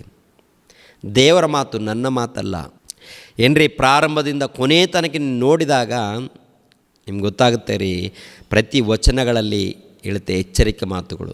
ನೀವು ಪಾಪ ಮಾಡಿಕೊಡ್ದು, ನೀವು ಪರಿಶುದ್ಧರಾಗಿರಬೇಕು, ನೀವು ನೀತಿವಂತರಾಗಿರಬೇಕು, ನೀವು ದೋಷವಿಲ್ಲದವರಾಗಿರಬೇಕು ಏನ್ರಿ. ನೀತಿವಂತರಾಗಿ ಪರಿಶುದ್ಧರಾಗಿ ದೋಷವಿಲ್ಲದವರಾಗಿ ಜೀವಿಸಿದ್ರೇ ಸ್ವರ್ಗದಲ್ಲಿ ನಮಗೆ ಸ್ಥಾನ. ಇಲ್ಲಾಂದರೆ ಯೋಗ್ಯತೆ ಇಲ್ಲ ರೀ. ಆ ಯೋಗ್ಯತೆ ನಮಗಿಲ್ಲ ರೀ. ಪಾಪದ ವ್ಯಾಮೋಹದಲ್ಲಿ ಜೀವಿಸಿದರೆ ಆ ಯೋಗ್ಯತೆಯನ್ನು ಕಳೆದುಕೊಳ್ತೀವಿ ಪ್ರಿಯರಾದ ದೇವರ ಮಕ್ಕಳಿರ. ಆದ್ದರಿಂದ ತಿಳಿದು ಪಾಪ ಮಾಡಿದ್ರು, ದೇವರ ಸಭೆಯಲ್ಲಿ ಸೇರಿ ಯೇಸು ಕ್ರಿಸ್ತರ ರಕ್ತದ ಮೂಲಕ ತೊಳೆಯಲ್ಪಟ್ಟು ಪರಿಶುದ್ಧರೆಂದು ಕರೆಯಲ್ಪಟ್ಟು ಆಮೇಲೆ ತಿಳಿದು ಪಾಪ ಮಾಡಿದ್ರೆ, ಲೋಕದಲ್ಲಿ ಪಾಪದಲ್ಲಿ ಯಾವುದೋ ಒಂದು ಕಡೆ ಬಿದ್ದರೆ ದೇವರ ಬಳಿಯಲ್ಲಿ ಬಂದು ಕ್ಷಮಾಪಣೆ ಹೊಂದಬೇಕು, ಪಾಪ ಕ್ಷಮಾಪಣೆ ಪಡ್ಕೊಳ್ಬೇಕು. ಇನ್ನು ಏನಿಲ್ಲ ಪರವಾಗಿಲ್ಲ, ಇನ್ನು ಯೇಸು ಕ್ರಿಸ್ತರ ರಕ್ತದಲ್ಲಿ ನಾನು ತೊಳೆಯಲ್ಪಟ್ಟಿದ್ದೀನಿ, ದೀಕ್ಷಾಸ್ಥಾನ ಪಡ್ಕೊಂಡಿದ್ದೀನಿ, ನಾನು ಕ್ರೈಸ್ತನು, ನಾನು ಪರಿಶುದ್ಧನು ಅಂತೇಳಿ ಲೋಕದಲ್ಲಿ ತಿಂತಾ ಕುಡಿಯುತ್ತಾ ಲೋಕದ ರೀತಿಯಲ್ಲಿ ನಡ್ಕೊಂಡ್ರೆ ನಿನಗೆ ಕಠಿಣವಾದ ತೀರ್ಪಿದೆ. ಜಾಗ್ರತೆ ಪಡಬೇಕು ನೀನು. ನಾಳೆ ಏನಾಗುತ್ತೋ ಗೊತ್ತಿಲ್ಲ, ಹೇಗೆ ಮರಣ ಬರುತ್ತೋ ಗೊತ್ತಿಲ್ಲ. ಪ್ರತಿಯೊಬ್ಬರು ಜಾಗೃತಿ. ಇಂಥ ಬೋಧಕರ ವಿಷಯದಲ್ಲಿ, ಇಂಥ ದುರ್ಬೋಧನೆ ವಿಷಯದಲ್ಲಿ ಪ್ರತಿ ಕ್ರೈಸ್ತರು ಜಾಗೃತಿ ಪಡಬೇಕು ಈ ದಿನಗಳಲ್ಲಿ. ಎಚ್ಚರಿಕೆ ಪ್ರಿಯರೇ, ದೇವರ ವಾಕ್ಯಕ್ಕೆ ಒಳಪಡ್ರಿ, ವಿಧೇಯರಾಗ್ರಿ, ಭಯ ಭಕ್ತಿಯಿಂದ ನಡ್ಕೊಳ್ರಿ, ದೇವರು ಏನು ಹೇಳಿದ್ದಾರೋ ಅದರ ಪ್ರಕಾರ ಜೀವಿಸ್ರಿ. ಓಕೆ ಪ್ರಿಯರೇ, ದೇವರು ನಿಮ್ಮನ್ನು ನನ್ನನ್ನು ಆಶೀರ್ವದಿಸಲಿ. ಎಲ್ಲರೂ ತಲೆಬಾಗಿಸ್ರಿ, ಪ್ರಾರ್ಥನೆ ಮಾಡಿ ಮುಗಿಸುತ್ತೇನೆ. ಸರ್ವಲೋಕವನ್ನು ಉಂಟು ಮಾಡಿರುವಂಥ ಸರ್ವಶಕ್ತನಾದ ನಮ್ಮ ತಂದೆಯೇ, ಮಹೋನ್ನತನಾದಂಥ ನಮ್ಮ ತಂದೆಯೇ, ನಿಮಗೆ ಸ್ತೋತ್ರಗಳು. ನಿಮ್ಮ ಪ್ರಿಯ ಕುಮಾರನ ರಕ್ತದಲ್ಲಿ ತೊಳೆಯಲ್ಪಟ್ಟು ಪರಿಶುದ್ಧರಾಗಿ ಕರೆಯಲ್ಪಟ್ಟ ಮೇಲೆ, ನಿಮ್ಮ ಸಭೆಯಲ್ಲಿ ಸೇರಿಸಲ್ಪಟ್ಟ ಮೇಲೆ ಮತ್ತು ತಿಳಿದು ಪಾಪ ಮಾಡಿದರೆ ಅವರಿಗೆ ಕಠಿಣವಾದ ತೀರ್ಪು ಇದೆ ಎಂದು ನೀವು ವಾಕ್ಯದ ಮೂಲಕ ತಿಳಿಸಿದ್ದೀರ ತಂದೆ. ಒಂದು ವೇಳೆ ನಿಮ್ಮ ಬಳಿಗೆ ಬಂದು ಪಾಪ ಕ್ಷಮಾಪಣೆ ಪಡೆದುಕೊಂಡು ಪಶ್ಚಾತ್ತಾಪ ಪಟ್ಟರೆ ಅವರಿಗೆ ಕ್ಷಮಾಪಣೆ ಇದೆ ಎಂದು ನೀವು ಹೇಳಿದ್ದೀರಾ. ವಾಕ್ಯದಲ್ಲಿ ಏನು ಬರೆಸಿದ್ದೀರೋ ಅದನ್ನೇ ತಂದೆ ನಿಮ್ಮ ಮಕ್ಕಳ ಮಧ್ಯದಲ್ಲಿ ಮಾತನಾಡಿದ್ದೀನಿ. ಎಷ್ಟು ಮಂದಿ ಅರ್ಥ ಮಾಡಿಕೊಂಡಿದ್ದಾರೋ ಅವರೆಲ್ಲರನ್ನು ಹೆಸರುಗಳಿಂದ ಆಶೀರ್ವದಿಸಿ, ಪ್ರತಿಯೊಬ್ಬರನ್ನು ಕಾಪಾಡಿ, ಪ್ರತಿಯೊಬ್ಬರನ್ನು ಬಲಪಡಿಸಿ, ಸಭೆಯಲ್ಲಿದ್ದಂಥ ಪ್ರತಿ ಮಕ್ಕಳನ್ನು ಆಶೀರ್ವದಿಸಿ, ನೆಮ್ಮದಿ, ಶಾಂತಿ, ಸಮಾಧಾನವನ್ನು ದಯಪಾಲಿಸಿ. ಯೇಸು ಪವಿತ್ರ ನಾಮದಲ್ಲಿ ಬೇಡ್ತಾ ಇದ್ದೀನಪ್ಪ ತಂದೆಗೆ, ಆಮೇನ್. ಎಲ್ಲರಿಗೂ ವಂದನೆಗಳು.